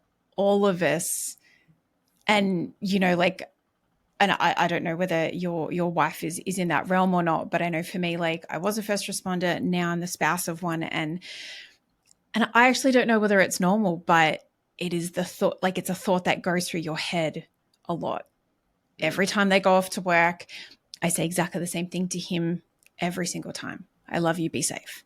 Yeah, So I know I would that just the I worst would just point happens. any Yeah. supporter, Foundation Yeah. Fortified 100%. is, look, to all my first responders, I love you guys. All right, at ease, brothers. Okay, I know what you guys go through, but Yeah. your supporters are the reason why you can do your job at the end of the day. And to the degree that your support network is the way you want it, Yeah. or you wish you could repair it to be better, your support network, to the degree that it is strong, is what's allowing you to do your job, just the quality that you are. Yeah. The individual that has his kids getting the grades that are good and his wife that is good or her husband that is happy and everything, this person obviously is going to produce better work and outcomes for their community than somebody whose support network is in shambles, right? Yeah. Foundation Fortified is fully committed to the health and wellness of our supporters as well. I have two Mm-hmm. meditations out there already called Loneliness for Supporters Mm-hmm. and Little Supporters, Good Luck and Be Safe. And this one's for kids 5 to 8 with Yeah. parents, first responders. Um, I fully plan on having supporter meditations and a full Mm-hmm. curriculum for family members and especially kids, because as a Yeah. mindful meditation practitioner and now instructor, the tools for teaching children mindfulness are just impoverished. Yeah. It's just so Yeah. hard. My kids don't want to count bubbles anymore. They're 11 and Yeah. 9 and they've been doing it for 2 years. Yeah. They're actually more curious about the project than, imagining elephants dancing or whatever it is. Yeah. All that stuff is great. And even my child meditation is very, very minimal and it's very simple Mm. for kids to follow and have fun with. Yep. But even that kid, if he continues to do mindful, we eventually want something a little bit more deep that he Yep. can sink his teeth into. So I Yeah. do plan on having a whole thing for supporters of first responders as Yeah. well.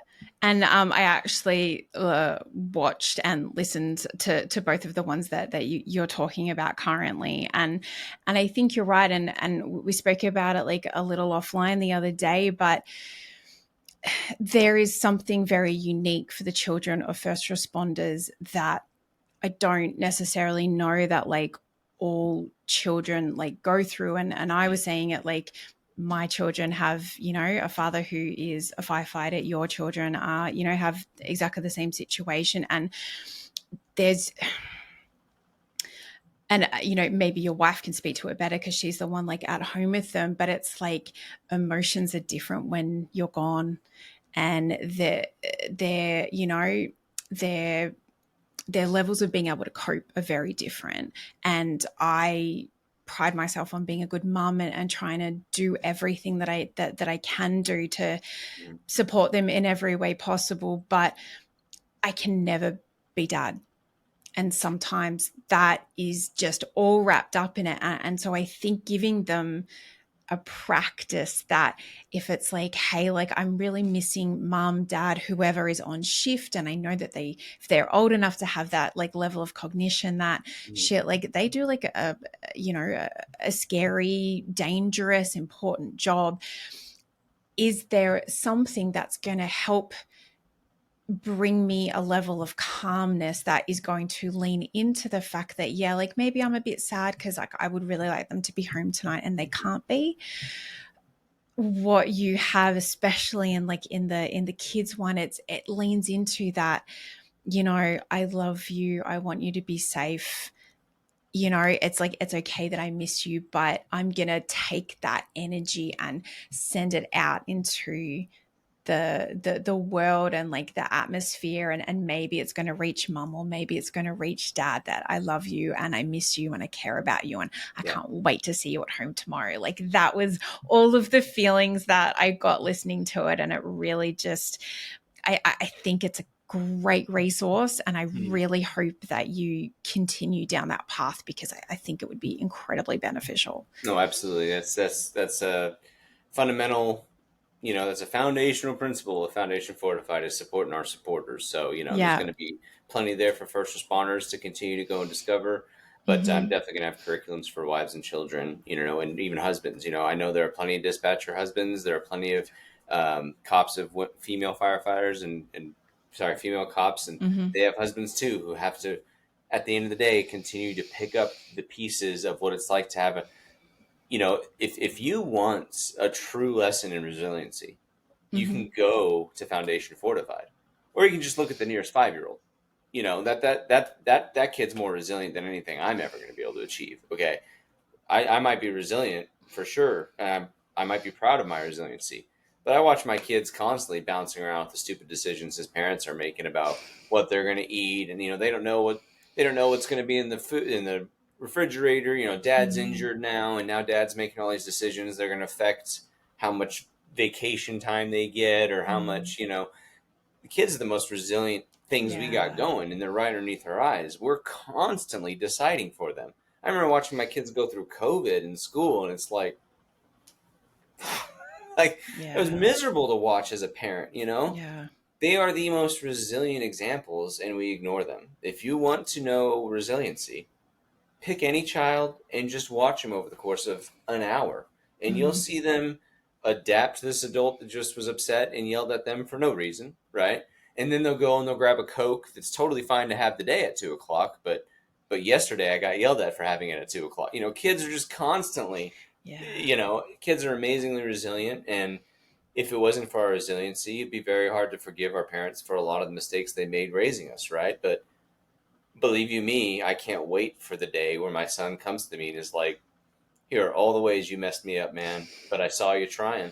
I Yeah. saw you trying." And that's all I want. I just want my kids Yeah. to see that this is my first time being a father. It's my first time being a fire captain. My Mm-hmm. first time being a husband. It's my first time being alive. And Yeah. I'm learning as I go as well, just like you are. My dad used to tell me all the time, common sense is learning from your mistakes, and wisdom is just learning from someone else's mistakes. Oh, I I I'm like just that. trying to be as wise as I can, Yeah. and common sense is going to come to you in whether or not you decide to pick it up. Your kids learn common sense from your stupidity, right? And but you think you're this wise person telling them about all your mistakes. Really, they're watching you make your mistakes in real time, and then apologize to them for it, right? But Yeah. we're all just doing our best to be good responders, to be good husbands, wives, fathers, and we all want the same things in life. Whether or not you're Yeah. born in this country, this time, we all tend to think we're a force for good in the world, and we really want to believe that about ourselves, and we really do Mm-hmm. have ideas and opinions that we think are valuable to share with other people. And we're all just doing our best, and Yeah. mindfulness will really help you connect to the fact that you are just a human.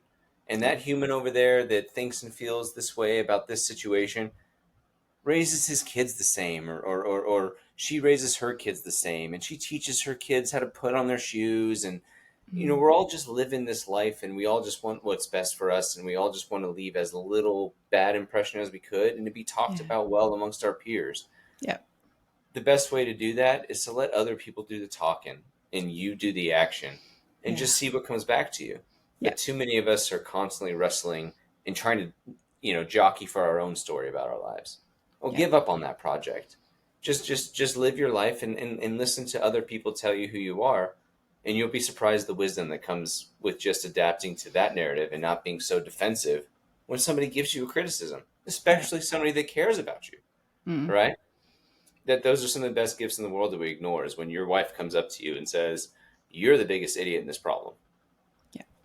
That takes courage on her behalf. Mm-hmm. And damn it, if that's not some of the most clarifying moments in my life, where she's like, she's kind of right. I'm Yeah. the problem here. Yeah. So, Your wife sounds a little nicer than I am to my husband. I'm just to be like, do you realize how much of a dick you're being right now? Or well, my wife can have some choice words as well. She is a fire wife after all, and she's a school nurse, so exactly. Oh, she's there got you no go. time. Oh, yeah, she'd have no time for your nonsense. No, she's got no time for it, and I'm always carrying around an ice pack. Always. Oh, I She's love always it. giving me an ice pack to put on something. I love it. And now, one thing I'm just sort of worried that, like, we've sort of explained mindfulness, and we've sort of really tried to like break it down. But what one thing I'm worried that we sort of haven't actually broken down is like, what does like obviously, and having listened to some of like the practices that you posted on YouTube, which I will like include the links for in our show notes, like, can you actually speak to what, like you're saying, it's like 10 minutes a day. What does that actual practice, like the nuts and bolts of, I, stand on my head and do it in the corner. I'm like, really kind of get to the nitty gritty of what it actually kind of looks like. Because I think everyone's like, okay, mindfulness, and I have to like go of my thoughts and really be in the moment. But like, what is an actual practice? Okay. That's a great question. I appreciate it. Okay. All right. So mindfulness. Okay. You're going to go to Foundation Fortified, or you're going to go to YouTube, and I hope between now and someday, any listener just gives it a shot. Even if they've tried it before, give it a shot. You don't have to use my platform. The only goal is to notice. You're going to be given something by somebody, right? And a lot of these things don't have much matter.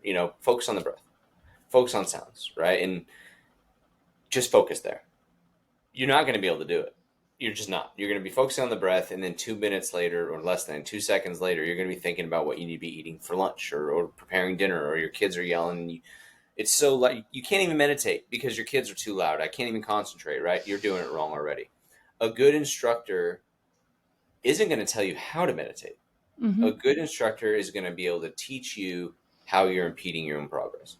That's it. That's the entire project of a meditation instructor, right? Okay. You are your own instructor because your experience is your own experience. A good instructor will be able to notice, listen, and understands you as a person well enough to be able to teach you how to get out of your own way. That's the only goal for a meditation instructor, in my view. But when you are meditating, you are going to be given a anchor, as it's known. Focus on the breath. You're going to be distracted. And the first thing you're going to do is get annoyed at this process. You're going to want to drop that annoyance. And what I tell people to do is instead have a joke with yourself in the beginning over the fact that you can't control this damn thing. Here I am trying to control my mind. Here I am trying to listen. And you're not going to be able to do it. And that's fine. I wasn't able to do it. I still can't do it, right? You're going to become distracted. And every time you notice that you're no longer thinking about the breath or the sounds, it's like a bicep curl in the mind to notice you've lost your attention. You've become distracted. And then just to come back to the breath and to try again and get half a breath in and notice that for the last 2 minutes you've been thinking about your dog and that cute picture you took with him yesterday, right? You've just been thinking about your dog for 2 minutes. You're thinking with your eyes closed, right? Yeah. That's okay. Notice you've done that. Come back to the breath. You just did a repetition.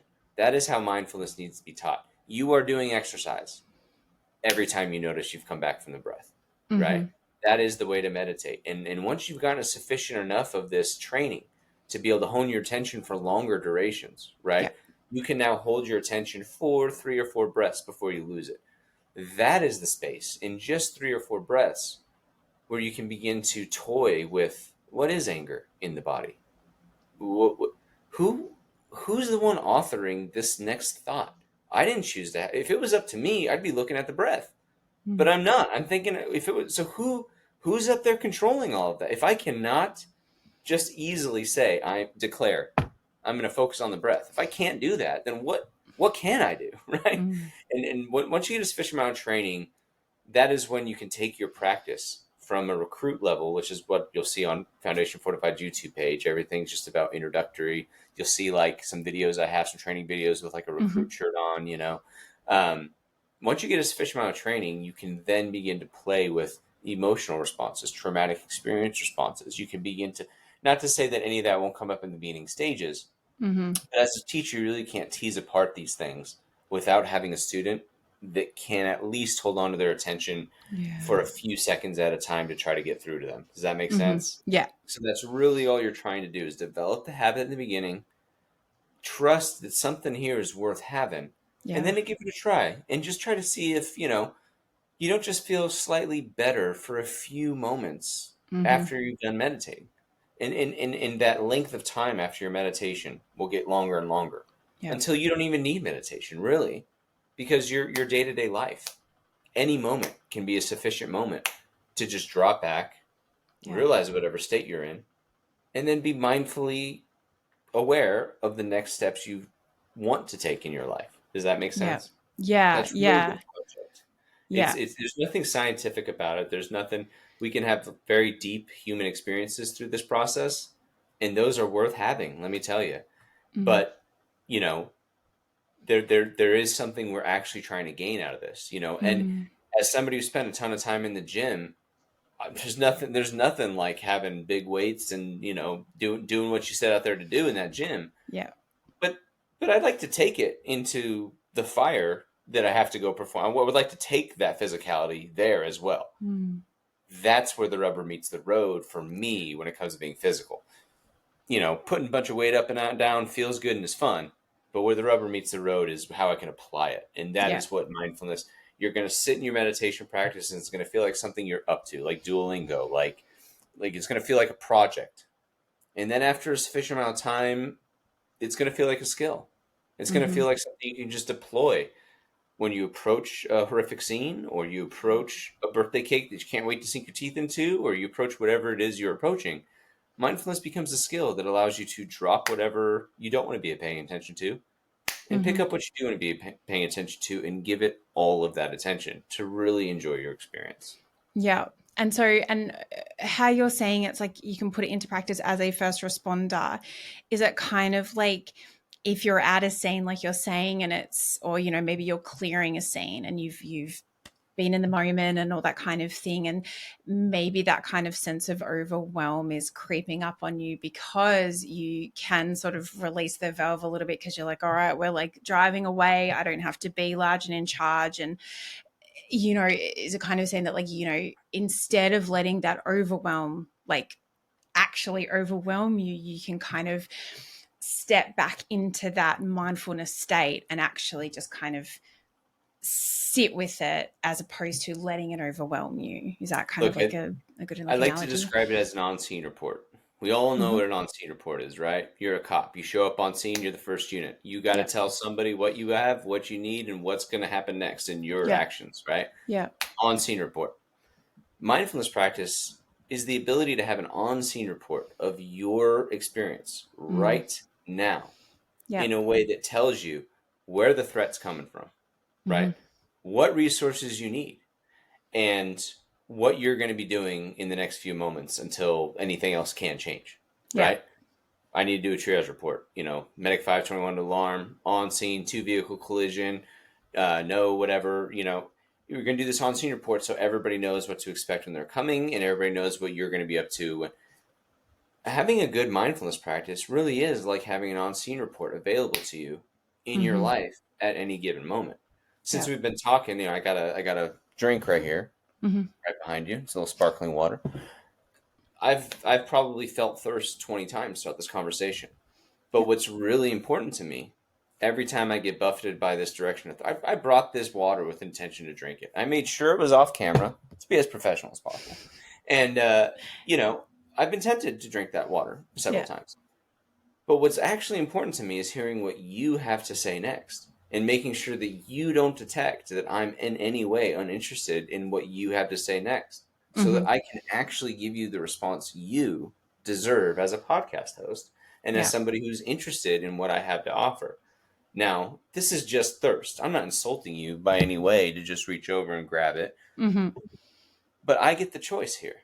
Yeah. Do I actually want to let this woman know, who's excited to talk to me, that I'm going to maintain my eye contact with her Mm-hmm. and give her what she asked to have today? Or am I going to be buffeted with my own distractions and making sure that I look a certain way on camera, my beard's a certain way, and mindfulness just gives you a space where you can just not be distracted by the little things that Yeah. typically thrust the self into your situation, taking away others from Yeah. that situation, if that makes sense. Yeah, no, Something very to much me, so. myself. Yeah. And now I feel like an And asshole because I definitely drank during our conversation. yeah, you're terrible. I am such a bitch. Just ask my husband; he'll tell you.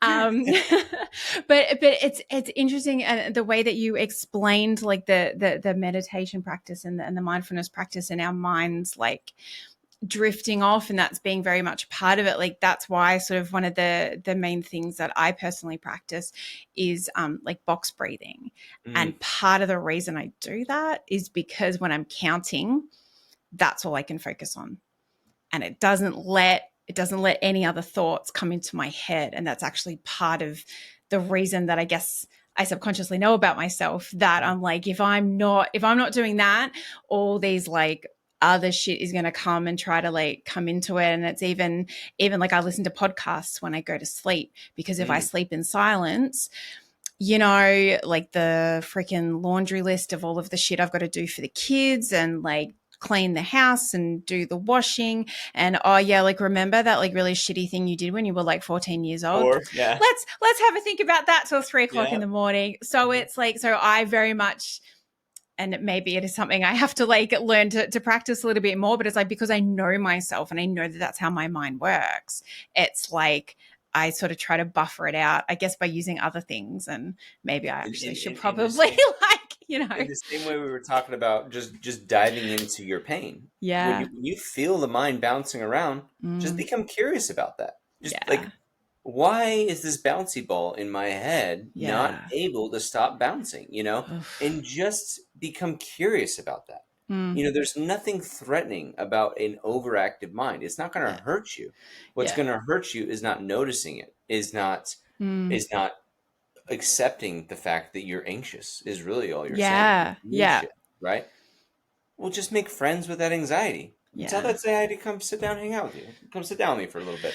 Honestly, Let's just be together. she would not shut the fuck up if I No, let she her. wouldn't. So But you know what? I'll tell you what she is. She's very weak when she's directly asked to sit yeah. with you. She fades about as strongly as she came. It is impressive how weak any given stimulus is mentally. Why, Yeah. you ask?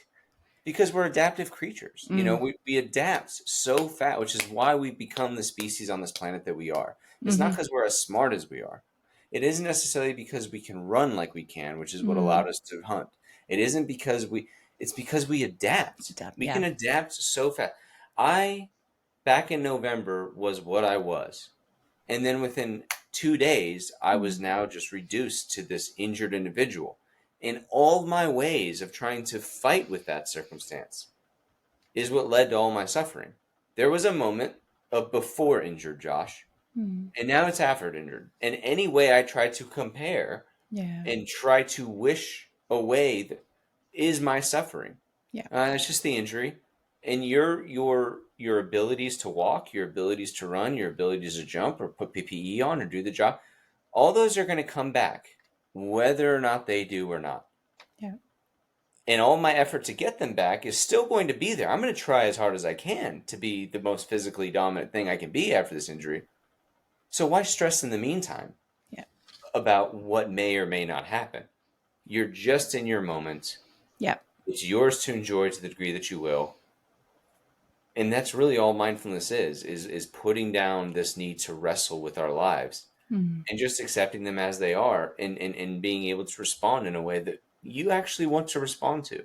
Yeah. And that's what I think the entire project really is about. First responders, when it comes to the traumatic experiences we have on the job, you're going to have to wrestle with some of that during your mindfulness experience. You're not going to sit down past your third session without having some Teflon of imagery come into the head of some horrific incident that you were Yeah. part of, and you're going to notice your heart rate increase a little bit, and all of a sudden you're going to want to shift in your seat for some reason, and a meditation teacher will say, why'd you shift? Mm. Why'd you shift? And you say, oh, my back.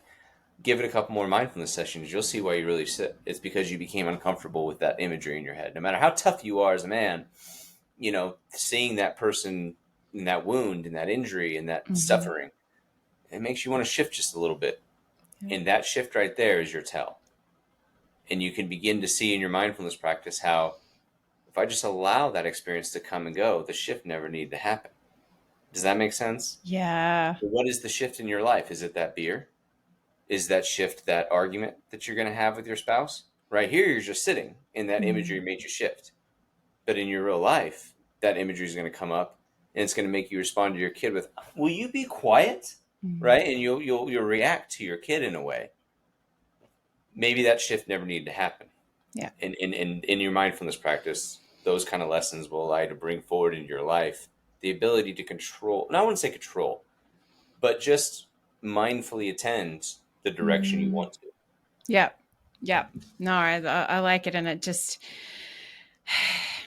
just sort of comes across like it just gives you this ability just to kind of let go of everything and just be. It is just a skill. A skill.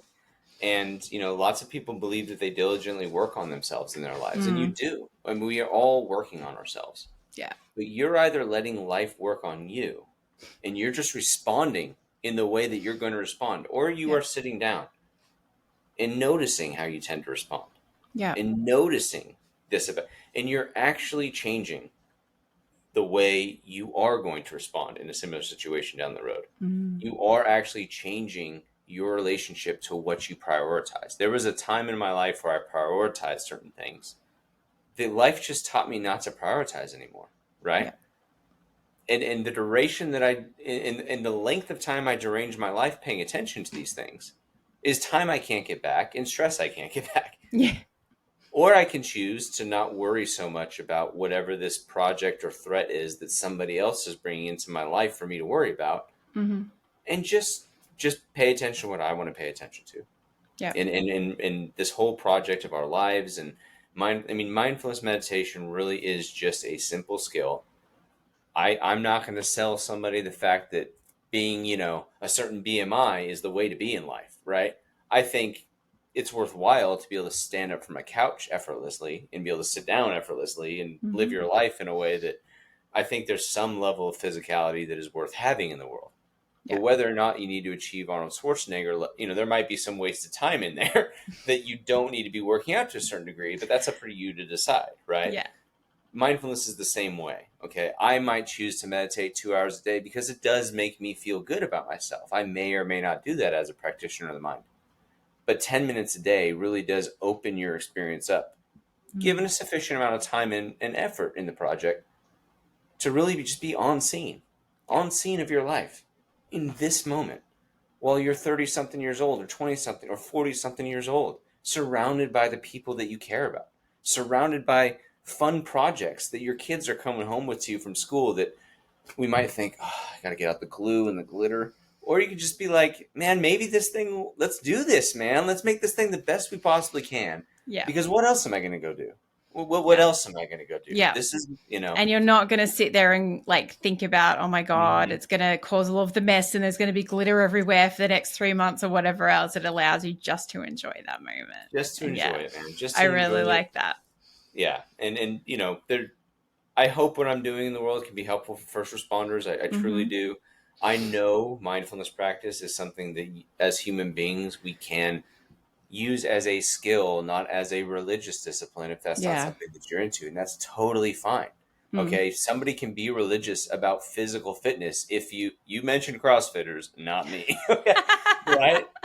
Somebody can be religious about the project, or they could just be skillful about the project. You know what I mean? And take from it what's useful about their lives. And once you're done with your 10 minutes or 8 minutes a day, just use that as a lesson and use that as a skill that you're slowly improving your circumstance in a way that's going to lead to better life and better moment-to-moment awareness of your experience. Yeah. That's really the goal of mindfulness practice. And to the degree that you pick it up and you take it and you really enjoy it as a hobby, be my guest. I hope I can find some people that really love it too. But as an advocate of mindfulness practice, I really believe our industry is going to be changing soon to to start teaching this at an earlier age to our recruits. Yeah, very much so. And I think one of the things I sort of throughout like your whole explanation and things that I've sort of like learned like along the way with like my psychology studies and stuff like that is that it is kind of like one of those practices that you can kind of basically buy in as much as you want or don't want. Like you're saying, like it can be 2 hours, it could be 2 minutes a day. It is something that involves practice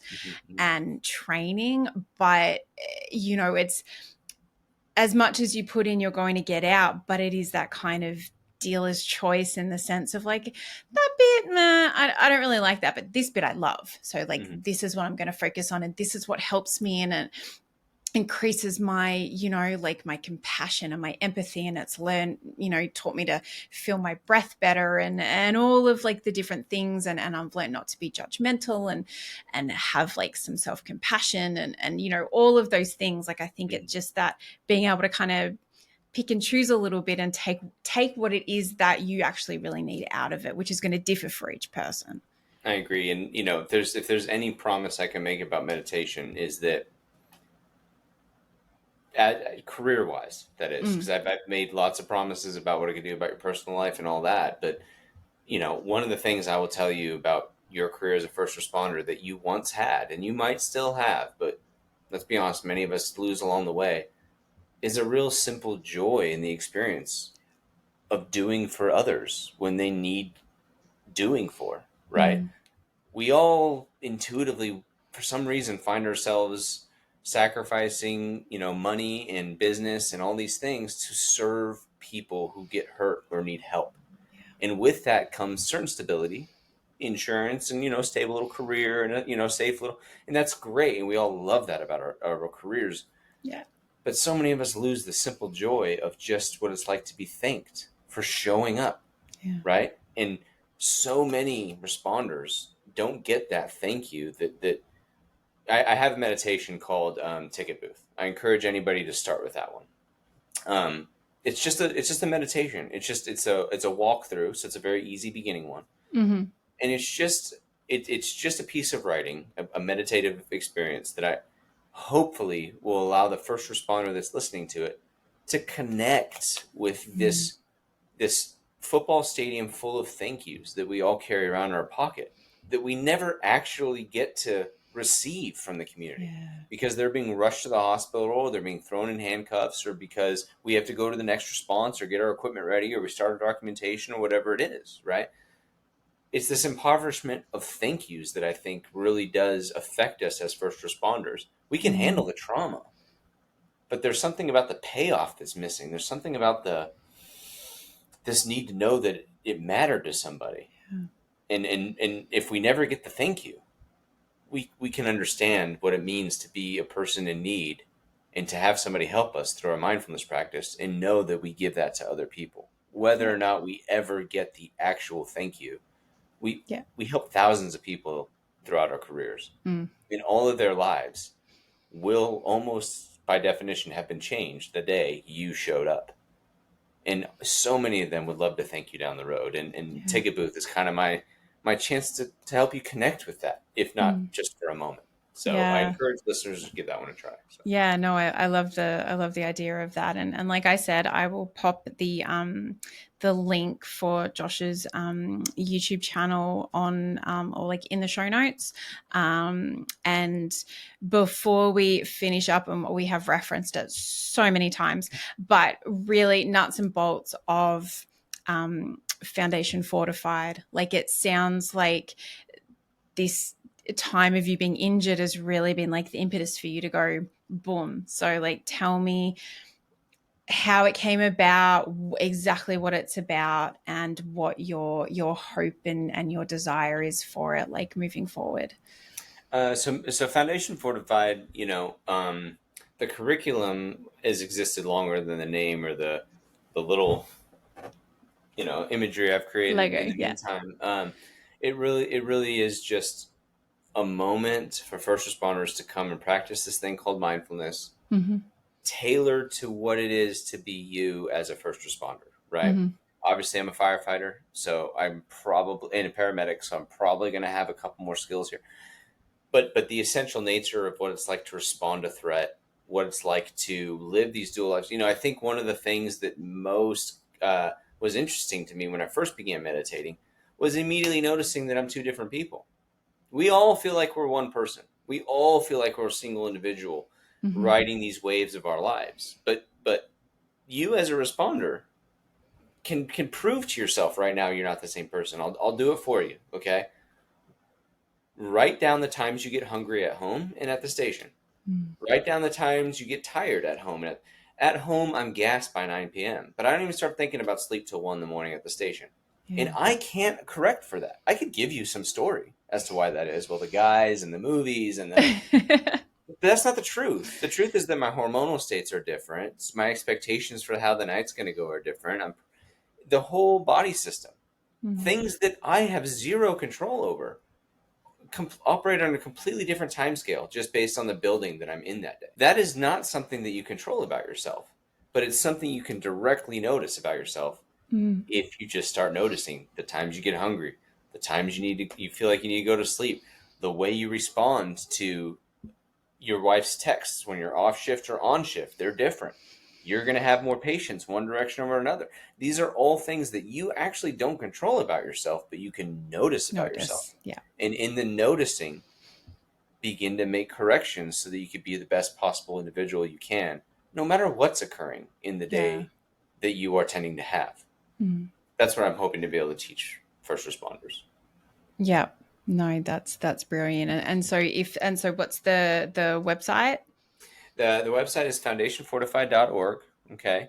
Right now, that's kind of a landing page. You'll go there. You'll kind of see a little bit about what I'm up to, what Foundation Fortified is, and our links to our social medias. Yeah. I've had the most growth on Facebook, a little bit on Instagram. I'm out to woods on how to get subscribers on YouTube. I have zero idea. But in the near future, I have something like 40 pieces of content up. I'm going to keep coming out with meditations here and there. Yeah. Because I want responders to have access to mindful insight through a domain that they can relate to. But I do hope in the near future for those of us that want to go deeper with our mindfulness practice, for those of us who actually want to have these indelible changes in our lives that we've been talking about for an hour and a half, rather than just a critical incident mindfulness debrief. I have a meditation coming out soon that I call critical incident mindfulness debrief, right? We've all had critical incident stress debriefings with our peers, right? Yeah. But we've come to find out that's a little uncomfortable for some, and that's fine, So I'm coming out with a critical incident mindfulness debrief. Yeah. This is a meditation that any firefighter, cop, you hit play the day you ran your worst call. Like, this is your worst call meditation. This is your worst moment. And you can play this one anytime you feel. And no one's ever going to have to pay for that. You know what I mean? Like, have it. I want it out there. Yeah. But there will come a time, depending on what happens in my knee and my career, I'm hoping to get a paywall and maybe build a little community. People who want to have a daily mindfulness practice might find value in my teaching, might find value in what I'm doing. That would be really nice. But in the meantime, mindfulness is just a human skill developed 2,000 years ago for all of us to discover. Yeah. I'm just trying to create a system where first responders can relate to it in a better way that's going to maximize the time you're sitting there to not waste your time getting a sore back, boredom, and frustration because you're not understanding the project, right? I'm just trying to streamline this for first responders so they really can get the benefits of mindfulness meditation without a bunch of the wasted time. Yeah. And you come... I hate saying wasted time in this domain. but you come at it, from a place of credibility because you are a first responder and from your own personal experience the benefits that are possible through practicing it. So well, thank you so much for the compliment. I definitely makes sense. Now I do have one question. So, and I don't know, Arizona might be very different to, like, I'm in Boston, so the whole New England area. How do I phrase this? I feel like my husband coins it a little better, and he's like, first responders in New England are like stubborn Irish assholes. They are closed-minded. They're kind of on their deathbed before they'll even go see their doctor, anything like that. what has the opinion and buy-in been from like some of like your colleagues? Because obviously, you know, like they would have probably been aware that this is like something that you've practiced, you know, for a long time now and all that kind of thing. Like, have you found that there have been kind of converts from like, you know, maybe the first time you mentioned it and they were like, oh, fucking bullshit. And like, you know, has there been that kind of transition to kind of go, oh, like, so Josh, can, you know, what can you tell me a little bit more about that too? Like these full on like colleagues or people, you know, in that first responder realm who've kind of gone, fuck me, he's onto something here. Well, I think there's I that's this might be a little bit of a fun question to answer. When I first started meditating, I knew what kind of territory I was trespassing on, right? Oh, yeah. And so I was pretty quiet about it. I mean, so some pretty close friends of mine knew that I was trying this thing and didn't have much time for it, which is fine. I don't expect them to. And then I started getting into it more. I would tend to be a little less reactionary on the station, or something would happen, and I was just a little bit less inhibited by my emotions, I think, than I tended to be in the past. And so some people started to notice some small changes. It could be because he's grown up, could be because he's a captain now, whatever it is, and all that's probably still true.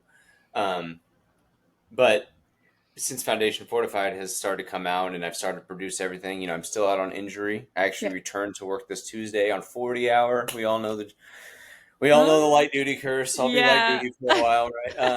But hey, it's something. It's something. It's good. Yeah, it's something. There's definitely this tip of the iceberg with what I've been up to for the last 10 years that I think my peers are kind of like a little surprised by, a little surprised that, I have these lifestyle talks where I can really touch on something they've been struggling with personally for a long time. And, some might feel a little failed by me because I haven't shared, and then I'm sure I'll have some of that criticism. But, there really is this tip of the iceberg thing that I think hopefully all first responders can see here. Okay, I've heard of meditation. I've heard of mindfulness.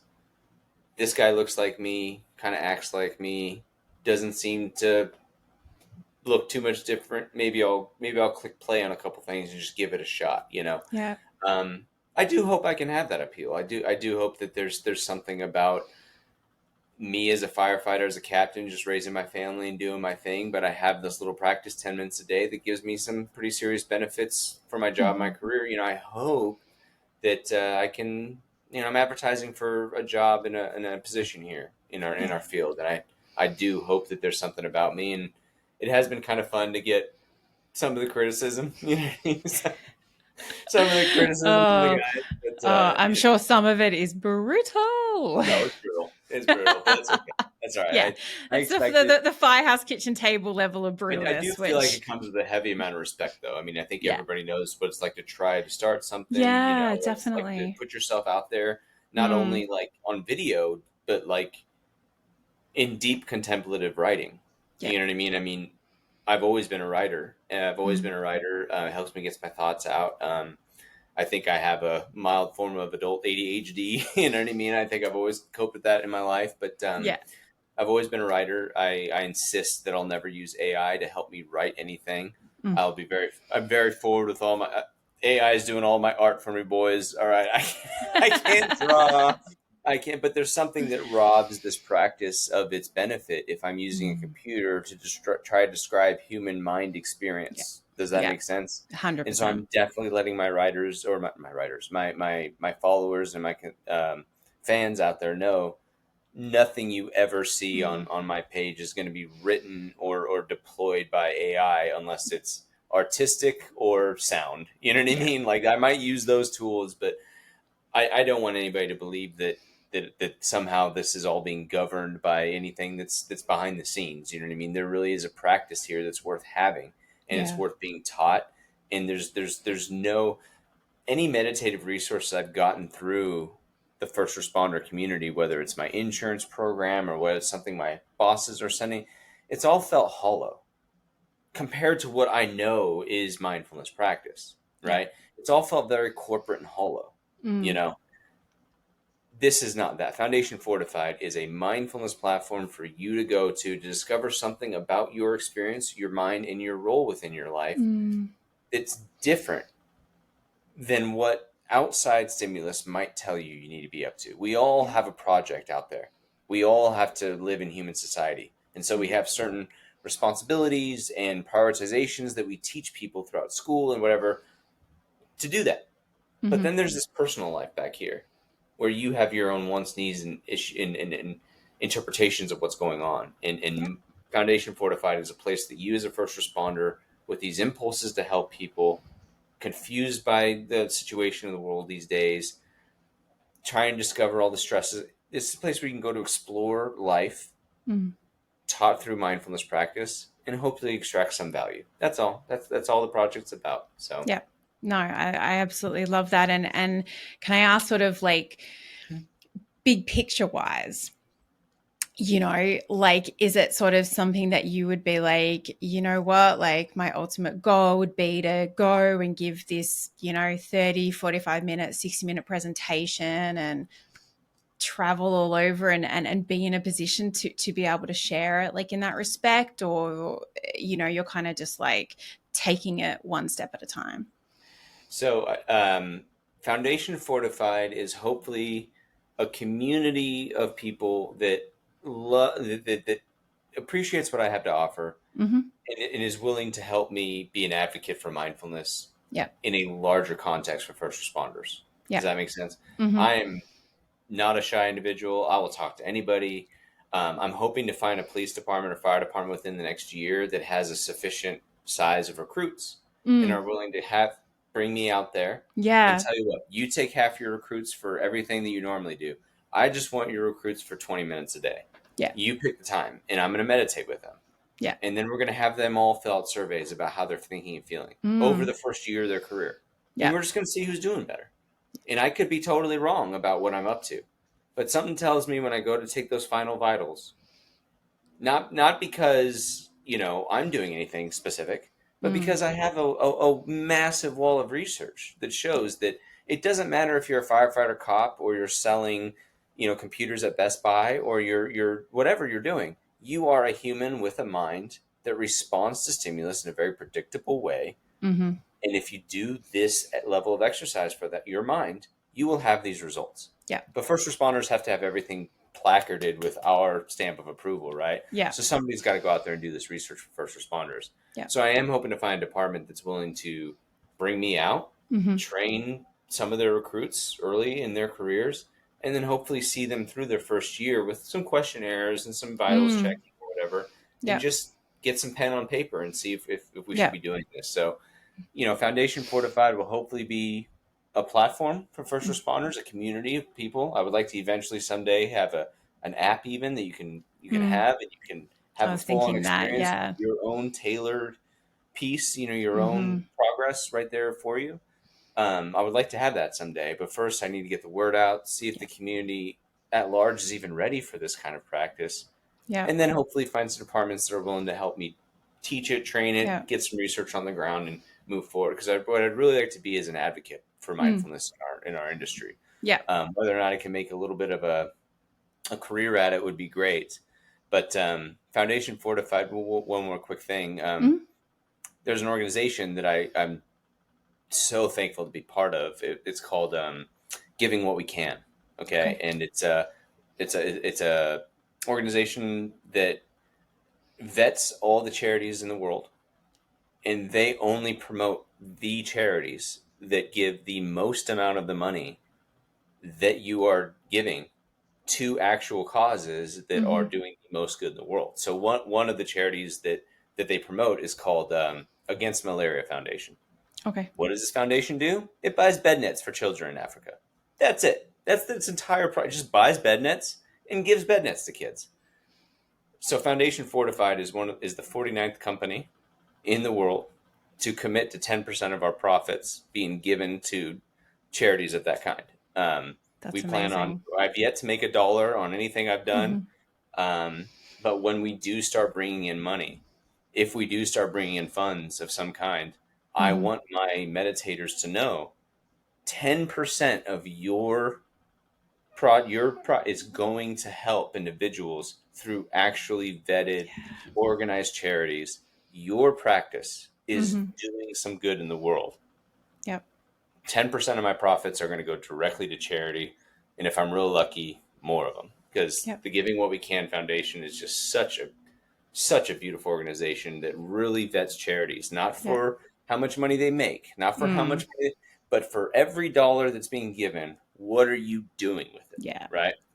And I've already made that pledge as a company. So yeah, no, I absolutely love that. And I think that is the perfect place to leave it at, because I don't think we can get much better than that. So no, thank you for your time, and coming on and really thank you for having me. I'm sorry if I'm a little bit of a talker. No, don't be silly. I can go on and on. No, we're Josh and I spoke yesterday, and I think it was, probably just meant to be a quick couple of minute conversation. And I think we ended up talking for half an hour. So I had the vibe that this was going to happen today. But no, thank you for coming on and letting me sort of pick your mind and really like answer all those questions about mindfulness and meditation, all that kind of thing. Because I'd be happy to come on anytime. Yeah, no, I really appreciate that. So we normally finish these conversations by asking our guests 2 questions. And it comes from the origin of the name of the podcast, I Will Hold Space for Your Darkness. And it's just about the fact that a lot of darkness permeates our roles as first responders. So the first question that I normally ask is, well, and it might be a little redundant given our entire conversation, but what do you do to hold space for your darkness? Well, look. Let's just rewind the last 2.5 hours, and I'm not probably get your question. You're not gonna like my answer. Oh shit! Here we go. I would just say, don't hold on to it. Don't hold on to it. Excuse me. It's not to say that it's not going to hold on to you. Right. I mean, your mind is going to be buffeted by the experiences in which it has lived. If you have a mind that has experienced massive poverty, you might be a little more responsive when you start noticing resources get dried up than somebody who's always had resources, because they just expect their needs to be taken care of. Right. Yeah. You are just a mind that was born into a situation, born to some parents, into a time, into a part of the world that's trying to figure it all out. Now, within that entire project, you're going to be sent any direction that the world sends you, or you can sit down and try to organize. I believe that holding on to it is the problem. You know what I mean? Things will fade. All things have fade. Where did your childhood go? When was my last recess? I mean, I'm still at some level. On some level, I'm waiting for recess to happen again. I went into class and recess just stopped happening. I used to love recess, right? I know. Mindfulness practice is you don't have to hold on to anything more than you need to. It's in the holding on to something that causes so much of our suffering. Just bore into anything that you're feeling at any given moment. If it's bothering you, just bore into that sensation. See that it doesn't lose its power over you and then fades. Now it might come back 2 minutes later, but just do it again. Just look directly at it in the eye and watch it not get cowardly and run away from your awareness. That's what thoughts are. They're cowards. They run as fast as they come. They just don't like being looked at. They like being in the background while you're trying to do something else. But if you look at it, it's gone. And I would just say that's the way to hold on to darkness, is by having the courage to stand up and look at it and be willing to experience it. And most people, most of the time, mindfulness will show you can make these ghosts weaker by looking at them than avoiding them for years on end and allowing them to get bigger. Does that make sense? Yeah. That's what I would say as a mindfulness instructor. Yeah. No, I love that answer. That's good. And so the additional question is, and obviously like I preface it by like the answer that you just gave, but then, so what can someone do then in order to support you and help you by either facing up to your darkness or learning to hold space for it, or whichever way? As far as helping the project of Foundation Fortified, look, Foundation Fortified is for you as a responder. You know what I mean? To the degree that I can write and produce mindful insights or mindfulness meditation sessions that are improving your experience as a person, as a responder, that is how you can help the project of Foundation Fortified, is through helping yourself, right? Yeah. Please share anything that's valuable to you, as if you come upon a mindfulness or a lifestyle session or something that draws value. Maybe it'll drive value for other people, draw some value for other people. But, I'm a happy individual. You know what I mean? I've got it. Look, I broke my knee, and my wife's a school nurse, and my two boys are 11 and 9. I'm 35 years old. I would be lying to everybody that I've ever met if for the last 2 months, June and July, I had my wife home alone. I had my two boys home with me. There wasn't a single supervisor calling my wife or me to be at work and disrupt our situation.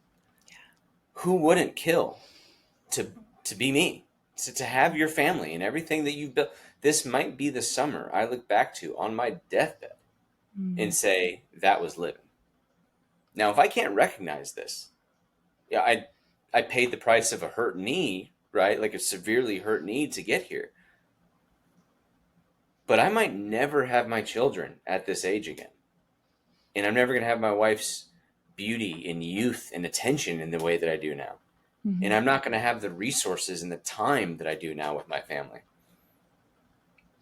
So if I can't be happy now, then I'm just a fraud about everything that I think that's important to me in my life. So, helping Foundation Fortified, and, I'm glad to have anybody on board who loves the project and wants to see more mindfulness to our recruits, and see if this project doesn't have a way to help us in the same way that physical fitness did back in the 1950s for first responders. But in the meantime, just live well, serve your communities. I say after every single meditation, may you be well and ensure the wellness of others. Because that is what I want from anybody, is just, may you be well, and as a first responder, ensure the wellness of others. Because that's it. That's how you can help. I really like that. That's awesome. All right. Thank you so much for having me on your podcast. Yay. I really appreciate it. I probably talked for a long time. I play. So you go to Foundation Fortified. They are 2 minutes long. I just quick. Okay. That's all right. My listeners know I tend to be a little verbose on here, so they're used to it by now. It's fine.